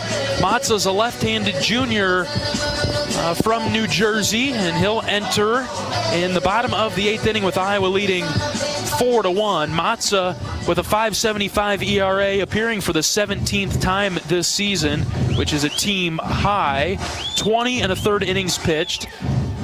19 hits allowed, 13 earned runs. He's walked 12, struck out 21. Teams hitting .260 against him. So this is somebody that they go to often for just a quick hitter type of situation. Marty talked to me about him a little bit earlier today, and I thought that this was something that they would bring in instead of the submarine pitcher just because of the sneak on his fastball. It's a 90 to 93 mile an hour fastball, but because of the ride, because of the vertical break, and because of the angle that he's throwing it at, he's a little bit taller. It seems to get on hitters a little bit more than 90 to 93, so we'll see how Gable Mitchell and the Hawkeyes handle that. So Mitchell does have to flip to the right side. Switch hitter will move over. He's walked his last 2 times up, and those have been great at-bats for the Iowa second baseman. Wilmus is at first base. Matza's ready. First pitch is in the dirt, gets away. Wilmus takes off for second. He's there. He's thinking about third, but he'll stay put at second base. Boy, Natilli really struggling behind the plate. Yeah. I mean, I understand that pitch was in the dirt, but it got through the 5-hole and kicked off his foot all the way to the Iowa on-deck circle to the right.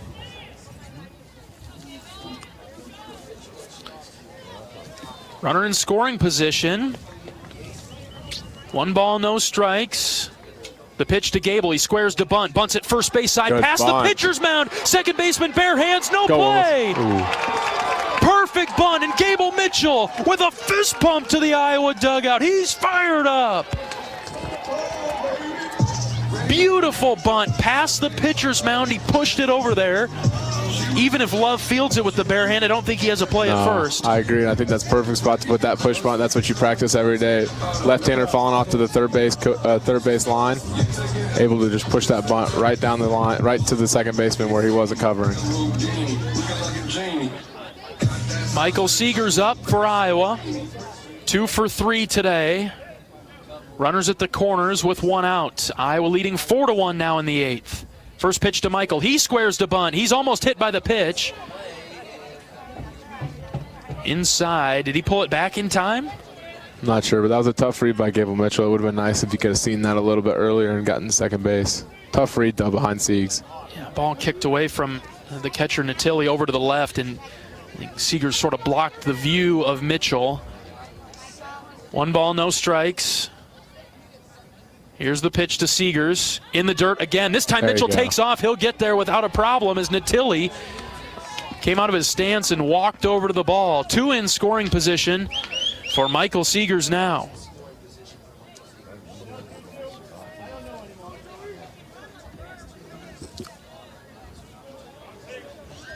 Infield in for the Scarlet Knights. 2 balls, no strikes. Matza ready. First, the next pitch to Seegers is low. Ball 3. Great take.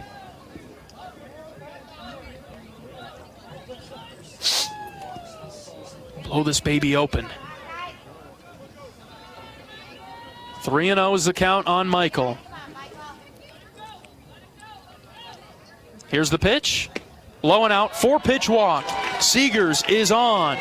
And the Hawkeyes are trying to put this game away in the 8th as Andy Nelson strolls to the batter's box. Time is called. We'll have a mound visit from the Rutgers pitching coach. Let's take a look at some of the scores from around the Big Ten today. Michigan State up on Penn State 4-2 in the 6th. Illinois got by Northwestern 5-3. Michigan shut out Ohio State 4-0. Nebraska held off Maryland 6-3 over in Lincoln. Purdue came back but could not overcome East Tennessee State, and ETSU wins it 9-7. Minnesota and Indiana were postponed, and they'll play tomorrow up in Minneapolis. We'll be back at 2 o'clock tomorrow. First pitch against the Scarlet Knights. Busy day around Iowa City. There's the spring football game, there's home track, there's home softball, home baseball. Volleyball is hosting a scrimmage early in the morning tomorrow at Carver Hawkeye Arena. I think if I'm missing anything else, Olympic trials are taking place for Iowa wrestling, both men and women. A lot going on in Hawkeye athletics. Iowa baseball trying to get the black and gold started off on the right foot with a win over Rutgers tonight. Bases loaded for Andy Nelson. First pitch to him in the dirt. 5 in a row out of the zone from Matza.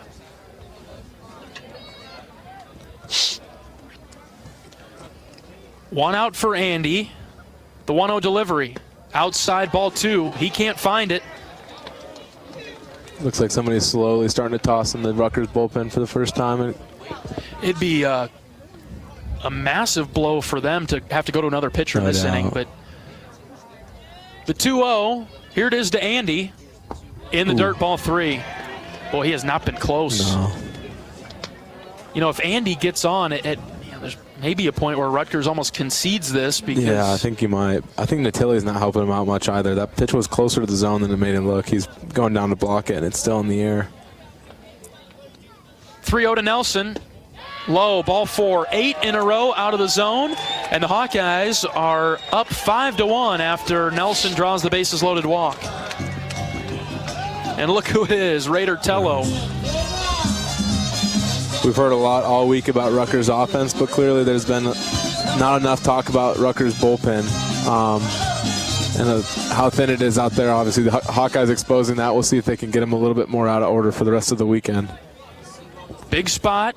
5-1 Iowa. 3 have come across for the Hawks in the 8th. Here's Tello. Bases loaded and 1 out. First pitch to Raider. Ooh. Oh, strike 1 right down the pipe. And I know that Matza's thrown 8 in a row out of the zone, so I probably don't have any issue with Raider taking that. He'll tell you tomorrow if he had to take that or not. It was his choice. Mazza's ready. Here's the 0-1. Strike two. Now he's found the zone.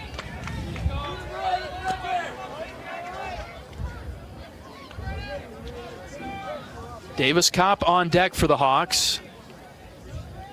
See what Raider can do with 2 strikes. The pitch. Fouled back. Heads up, Davis.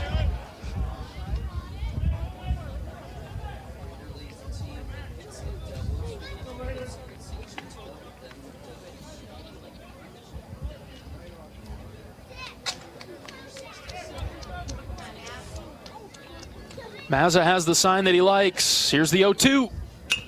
Fouled off by Tello. Good job. Pitch was out of the zone outside, but once he committed to it, he had to make contact to stay alive. Good spoil there. Spraying it over the Jacobson building. Getting that fastball away from him. Hopefully he can get something closer to hit here. 0-2 still for Tello. Mazza's ready. Here's the pitch. Grounded foul past Coach Bo at third. Mazza seems to have found the strikes a little bit. Throwing the slider there for the first time for a strike and 3 batters. A base hit could almost put this game away. Mazza comes set. Here is the 0-2 to Tello. Lined into right. Cohen moving back. He's got it for the second out. Mitchell will tag and score from third. And a sac fly for Tello makes it 6-1. Seegers advances to third base. The runners at the corners for Davis Kopp.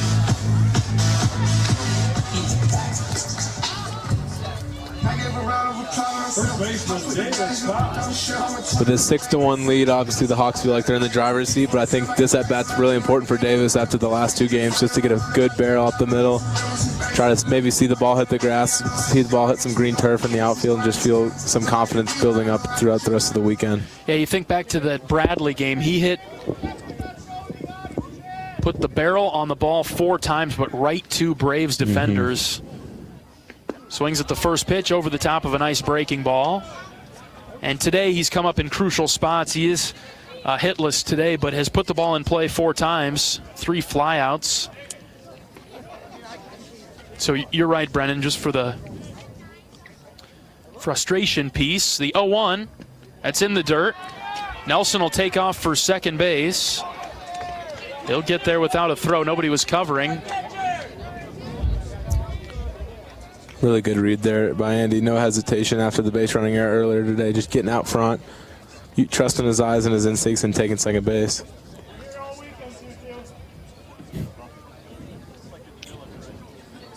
Counts 1-1. 6-1 Iowa in the 8th. Mazza's ready. Here's the pitch. Low and out. Backhand stab by Natilli. It's 2-1.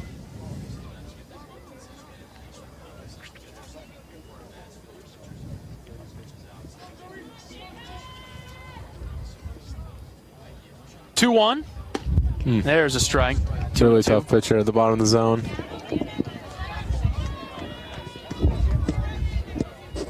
Natilli really comes out and grabs the ball. Really reaches forward for it. I just noticed on that last pitch.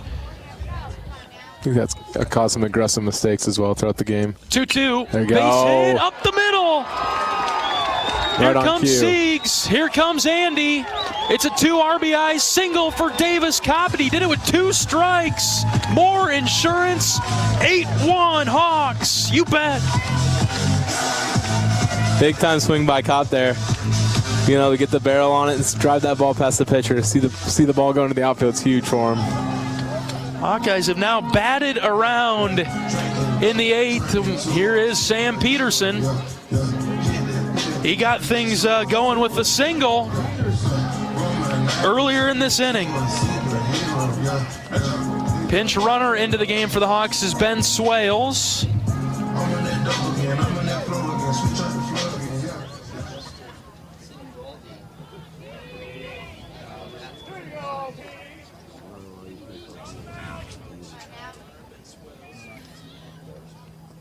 First pitch to Petey. Low and out. Boy, this is huge for Iowa, especially their bullpen as we think about the ninth inning. You know, the Hawks have used just 2 pitchers. I'd be surprised if they go with anybody but Watts, don't you think? I agree, yeah. I think you just keep going. In the dirt again from Mazza, ball 2.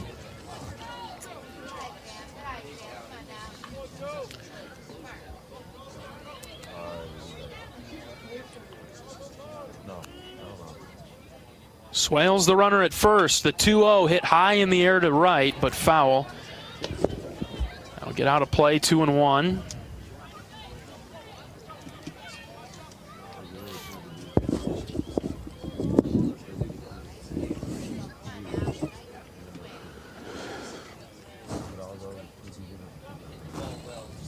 Two-1 to Peterson. Ooh, fouled back. 2 really solid aggressive swings there back-to-back. Looks like he's finally finding his stroke, getting back on the top of those fastballs. Counts now even at 2 for Peterson. Sam's 1 for 3 this evening. And they've got Swales in a pickle between first and second. High throw to second. Swales beat it. He was caught in no man's land. And it was a high throw from the first baseman Doucette that pulled Kuroda Grauer off the bag, and Swales somehow got to second.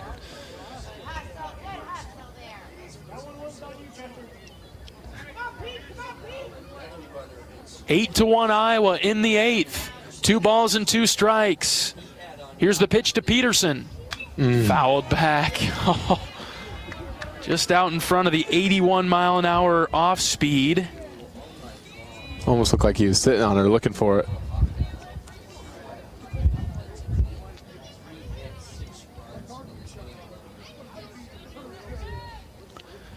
We'll do it again at 2-2. The pitch to Sam. Yes. Ground ball left side. Backhand stop by Kuroda Grauer. Throws it to first to get Peterson by a step. But a huge inning for the Hawks. 6 runs come across. We'll go to the 9th with an 8-1 lead for Iowa. Back in just a moment. This is Hawkeye Baseball from Learfield.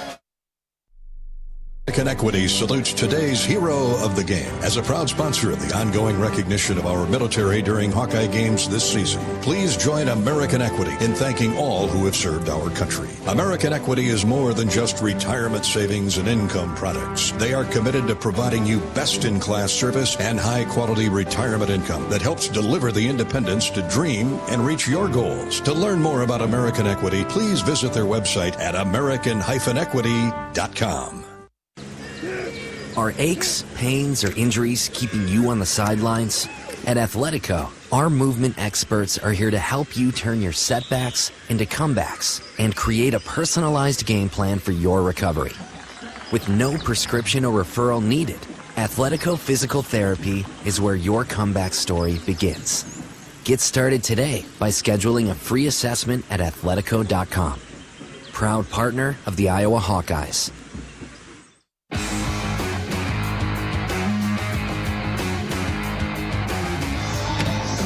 Brennan Duriggi and John Leo in the broadcast booth at Banks this evening. We're in the top of the 9th. Iowa leads it 8-1. Let's pause 10 seconds for station identification. This is Iowa Hawkeye Baseball.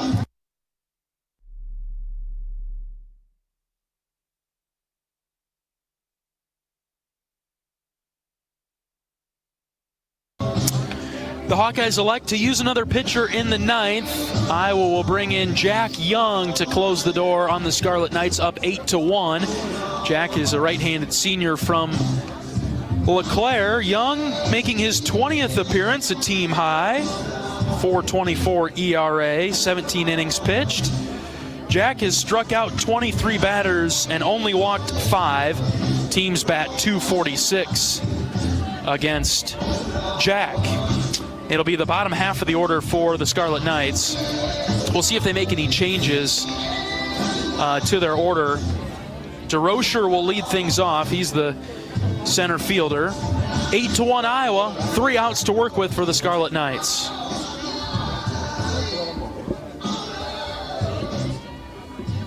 Plenty of room for Jack, but, I think that considering to throw Jack today and then hope you can get him back on Sunday in a situation, right? I think so, too. I think as well you can roll over Watts now because you only use him for one inning. He could potentially use him in Sunday again as well. Strike one for Jack, right at the knees. Yeah, I thought maybe they'd stick with Watts rather, but this plan seems to work. You get both of them back by Sunday. No doubt. No balls and a strike. Ooh. Outside on the breaking ball, 1-1. Game 2 of the series against the Scarlet Knights tomorrow at 2 o'clock. Pre-game coverage will begin on the Hawkeye Radio Network at 1:30. 1-1, outside, ball 2. Brennan will be back up here tomorrow. Gary Dolphin will call the game. He'll fill in for me as I step away just briefly. 2-1 pitch, line foul over to the right. 2 balls and 2 strikes.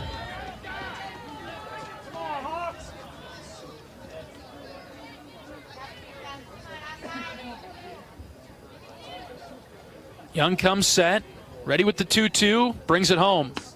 Ooh, just low and out. Beautiful pitch from Jack, but it was just off the edge. Counts full. Jack uses multiple arm slots there, going up top for the first time this at-bat. Might have tricked the umpire as well as the batter. 3-2, grounded up the middle. Seager's giving chase. He dives, and it's through into center for a leadoff single for DeRocher.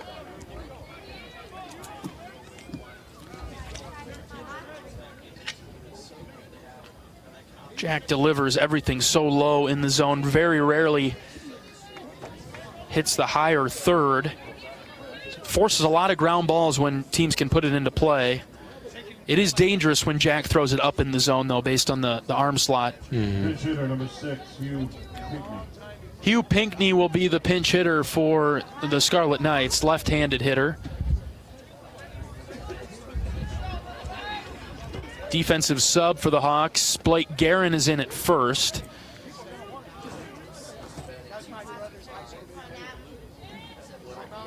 Eight to 1 Iowa in the ninth. Leadoff man is on for the Scarlet Knights. Young pitches to Pinckney. He went around on the check swing.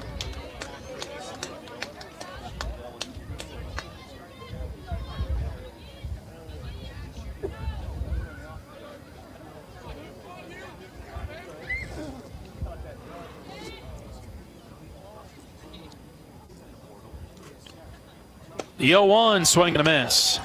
That changeup low and out there. Yeah, it looks like a changeup low and out, and he used the upper half arm slot there to kind of get more movement on it. Young's way out in front now, 0-2.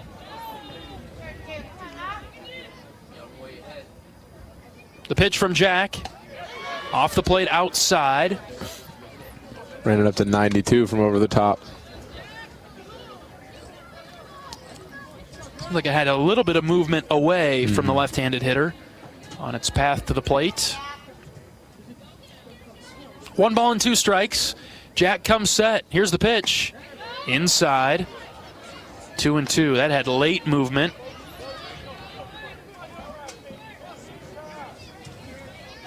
All right, Jack, done fooling around.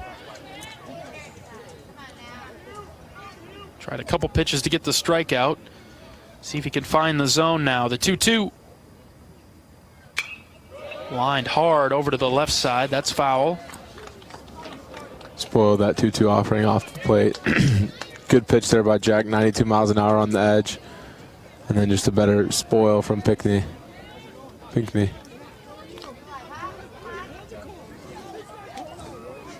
Short lead at first. The 2-2. Swing and a miss. Got him to chase.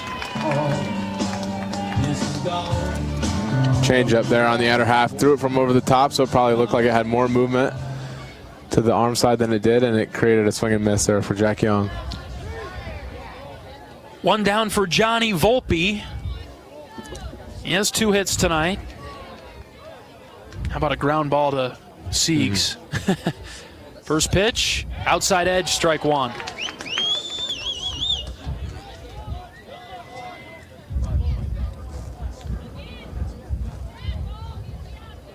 8-1 Iowa in the 9th, trying to close the door on the Scarlet Knights.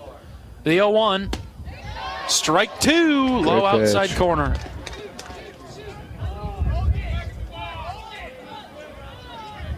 Volpe did not like that call. He stood there frozen before engaging with the home plate umpire. Here's the 0-2. Swing and a miss. Can't argue with that one. 2 down. A bench warning was issued, or maybe just a hitter's warning there was issued to Volpe after that. After that swing and miss, he was pretty dismayed and upset about it and screamed something at the home plate umpire. He took offense to it. Brought that out of his, brought the notebook out of his chest protector. All right, Rutgers down to their final out. It's Pablo Santos. First pitch from Jack. Runner takes off. It's hit foul straight back. And John, the bat boy, with a great catch. And the tip of the cap. Off of the screen.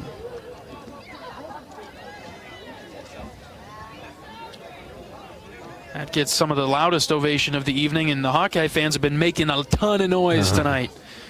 No balls and a strike. Runner going again. Cade doesn't care. The pitch is outside. Ball 1.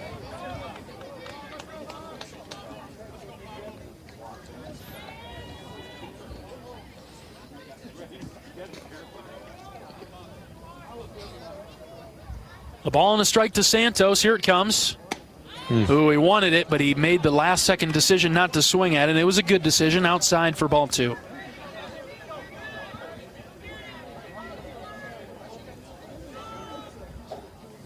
Two outs for the Scarlet Knights in the 9th. Here's the 2-1 from Jack. Grounded left side. Seeger's charging. Tello's there. He'll step. He'll throw. That'll do it. Iowa wins it 8-1. Good start to the series with the victory over Rutgers. And a series opening win on this Friday night. Iowa wins it 8-1. We're back after this. This is Hawkeye Baseball from Learfield. If you or someone you know is having thoughts of suicide, experiencing a mental health or substance use crisis, or just need someone to listen, 988 provides a direct connection to free, confidential, and compassionate support. When you call, text, or chat 988, you'll be quickly connected to trained crisis counselors who will listen to your concerns, provide support, and connect you to additional resources if needed. There is hope. You are not alone. For 24/7 support, call or text 988 or chat 988lifeline.org. At MidAmerican Energy, our 1.6 million customers depend on our energy 24/7. That's why we work 24/7 to deliver the safe, reliable energy you need. To keep our 99.9% reliability record, we're enhancing our technology, improving resiliency, and investing in critical infrastructure. We're generating power from all available resources to cover any increases in demand. And we're innovating to ensure you always have the energy you need. MidAmerican Energy, obsessively, relentlessly at your service.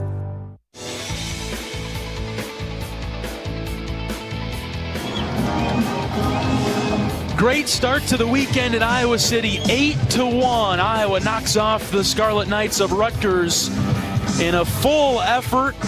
It was a pitcher's duel the whole way through until Iowa broke it open in the 8th with 6 runs. Cade Obermuller got the start and the win for the Hawkeyes. Justin Sinibaldi gets the loss, his first of the season. Let's start with Cade on the mound. That is exactly what Iowa needed, a good long start from Obermuller. No doubt. I think the little bugaboo with the Hawkeye starting pitching has been getting deep into games. They've had some really good starts, some really good first couple of innings, and then for Cade to get out here and give the bullpen a little bit of a break, even with the adversity he had in the pitch count in the beginning, he was able to battle through all of that and kind of give himself a better chance to go deeper into the game. Some efficient, quick innings and establishing the fastball and slider for strikes. That was huge to see.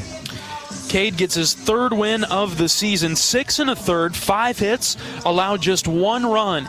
He walked 2, but he struck out 6, stayed under 100 pitches, and a nice win for Cade Obermuller in today's start. Anthony Watts came out of the bullpen an inning and 2/3, gave up 1 hit. He struck out 1, got out of a couple of jams, did a nice job. Jack Young closed the door on the Scarlet Knights in the 9th, giving up 1 hit but striking out 2.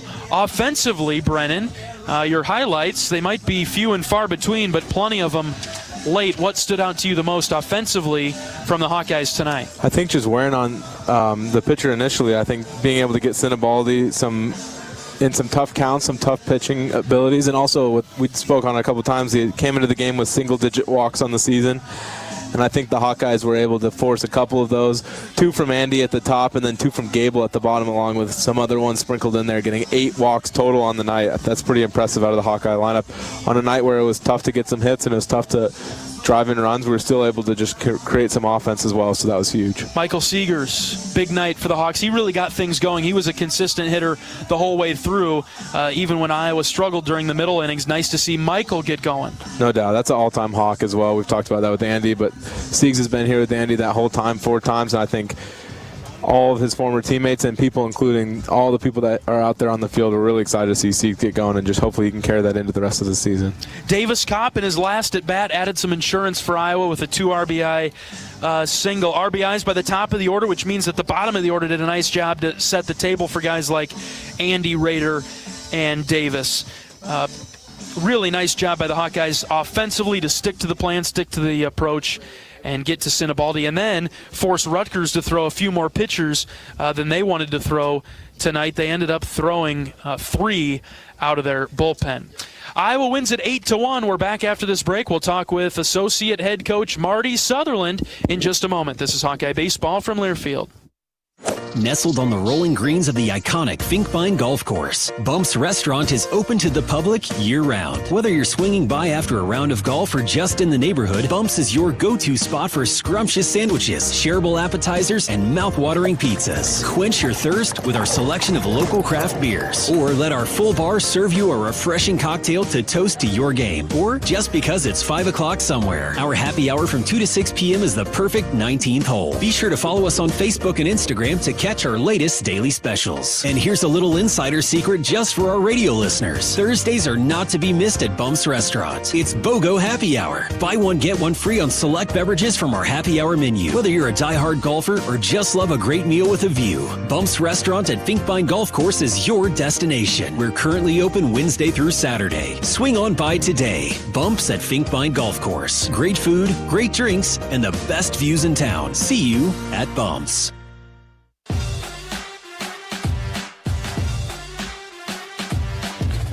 The Hawkeyes improved to 20-15 on the season, now up over 500 in the Big Ten at 7-6, following the 8-1 win over the Rutgers Scarlet Knights tonight.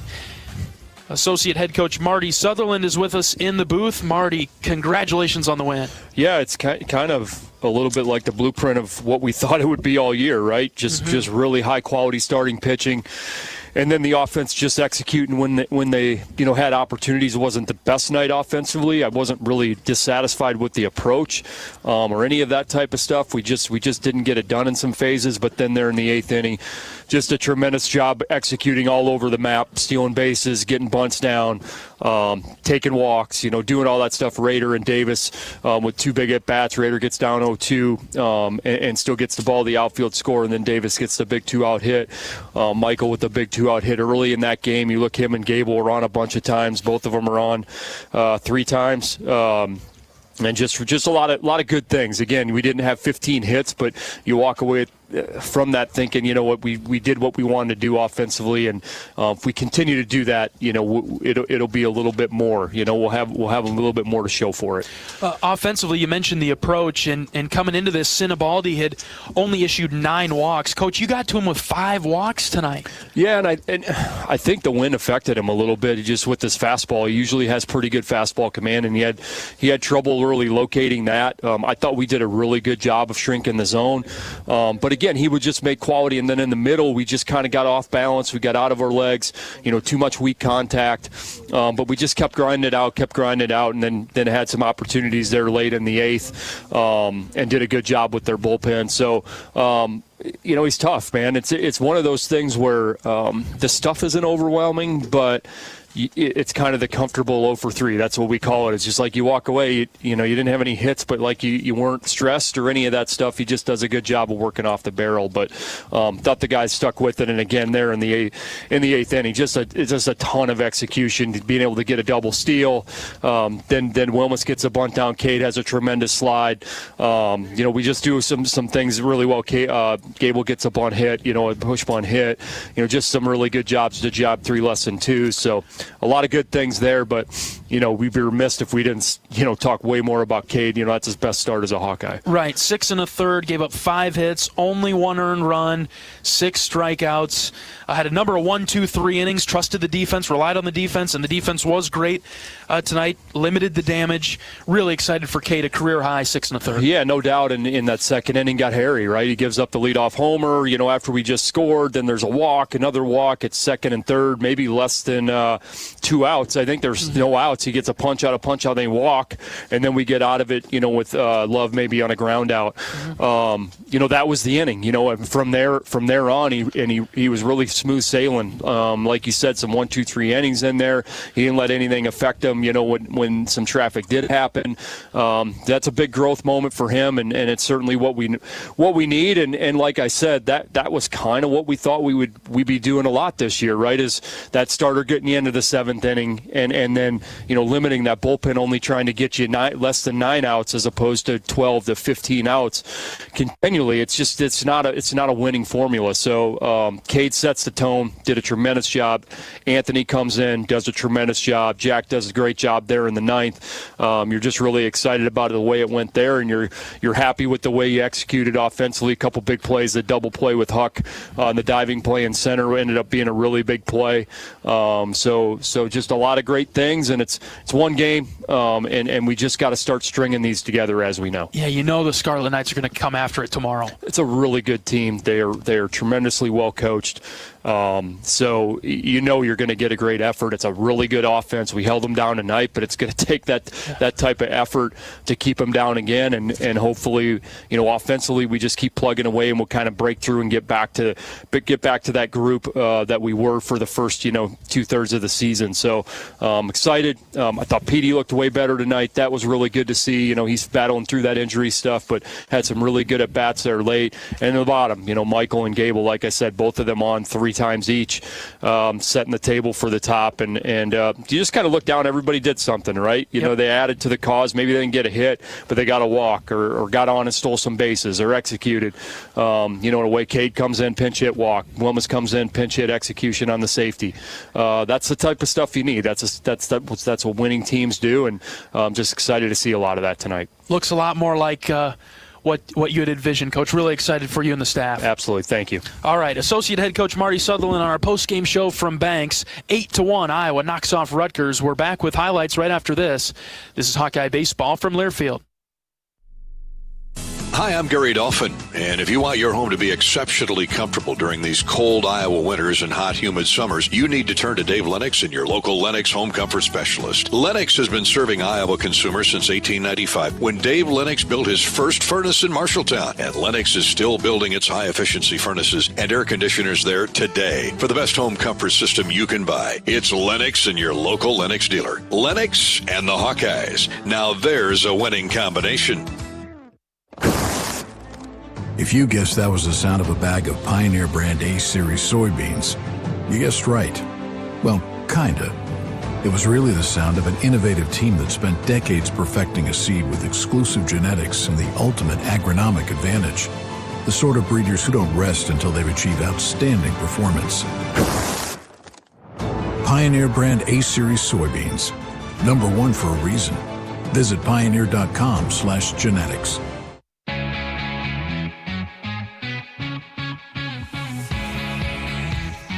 Stellar start to the series. Iowa knocks off Rutgers 8-1. Let's relive some of the exciting moments. Here's the pitch to Peterson. Swing and a miss. This one gets back to the backstop, though. Here comes Tello. Raider will score, and the Hawkeyes are on the board first. We'll take that. Cade has the sign. He comes set. Here's the 3-2. Ground ball left side. Seegers fields it. His only plays to first. Good throw over there. Kopp with a nice stretch. And the Hawkeyes get out of the jam in the second. Nice job by Cade Obermuller to limit the damage. Here's a line drive base hit into the gap in right center. Reese Moore is around third. He will score. Hennings gets to third, and Seegers gives Iowa the 2-1 lead in the second.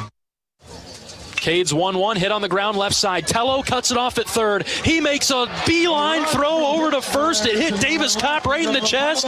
Kopp caught it. Another 1-2-3 inning. It's an odd inning for Cade. The first, the third, the fifth. 1, 2, 3. You bet. Santa Maria's the batter. Hits it in the air to center. Huckstorf sprinting forward. Kyle still moving. Kyle diving. He made the play. And he'll throw it to first. And got him. Got him! How about that double play? It starts with Huck in center. A sliding basket catch. He popped up, fired it to first. Davis Kopp with the hang. 8-3 double play. Watts out of the stretch. First pitch. This is hit well to right center. Oh, no. Huck is at the wall, and he made the catch in front of the wall. Kuroda Grauer will tag from second to third. I thought that was gone, Brennan. Just, I can't believe it. 100 miles an hour down to right center. The winds died down just a tad, and it wasn't enough to help him get the ball out of here. Huge out number 2. It was a loud out. Oh, boy. My heart about stopped. Watts ready. It's on its way home.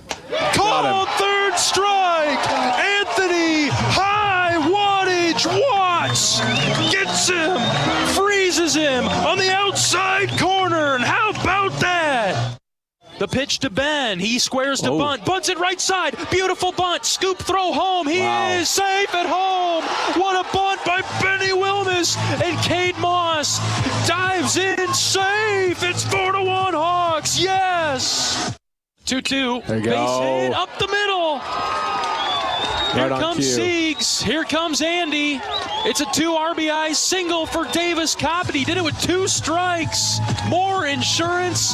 8-1 Hawks. You bet. 2 outs for the Scarlet Knights in the 9th. Here's the 2-1 from Jack. Grounded left side. Seegers charging. Tello's there. He'll step. He'll throw. That'll do it. Iowa wins it 8-1. Good start to the series with the victory over Rutgers. And a series opening win on this Friday night. Iowa wins it 8-1. Really good start. Well played all the way around by the Iowa Hawkeyes tonight. An 8-1 winner over the Scarlet Knights. The Hawkeyes can go for the series win tomorrow. 2:05 first pitch against the Scarlet Knights. Pre-game coverage with Gary Dolphin and Brennan DeRiggi begins at 1:30 tomorrow afternoon. That'll do it for our coverage of Iowa Hawkeye baseball tonight. For my great board op down the line, Michael, excellent job as always. That was a fun one, wasn't it, Michael? My color analyst, Brennan DeRiggi. I'm John Leo saying so long from Duane Banks Field in Iowa City, where Iowa takes down Rutgers 8-1 to start the series off on the right foot. We'll talk to you tomorrow. Every day's a great day to be a Hawkeye, and some are a heck of a lot better than others. So long, everybody. Hawkeye Baseball has been brought to you by Hy-Vee. Score big savings with the new Hy-Vee Perks membership. University of Iowa Healthcare. Changing medicine, changing lives. Oak Knoll Retirement Community. Homewood Suites and Home 2. Hawk fans, experience your home away from home at Coralville's finest all-suite hotels. Iowa Corn. You might think Iowa just grows corn, but the truth is, corn grows Iowa. Brought to you by Iowa's corn farmers of the Iowa Corn Growers Association and the Iowa Corn Promotion Board. Also brought to you by Mediacom, home of extreme and 1 gig internet speeds. Wimmer's Meats, the official hot dog of the Hawkeyes. Travel Leaders, Destinations Unlimited, the official travel partner of the Hawkeyes. And by Bud & Mary's. There's no THC cap on Iowa medical cannabis, and getting a card is fast and easy online. Get your medical card today. Visit budmary.com. The preceding has been a Learfield presentation on the Hawkeye Sports Network.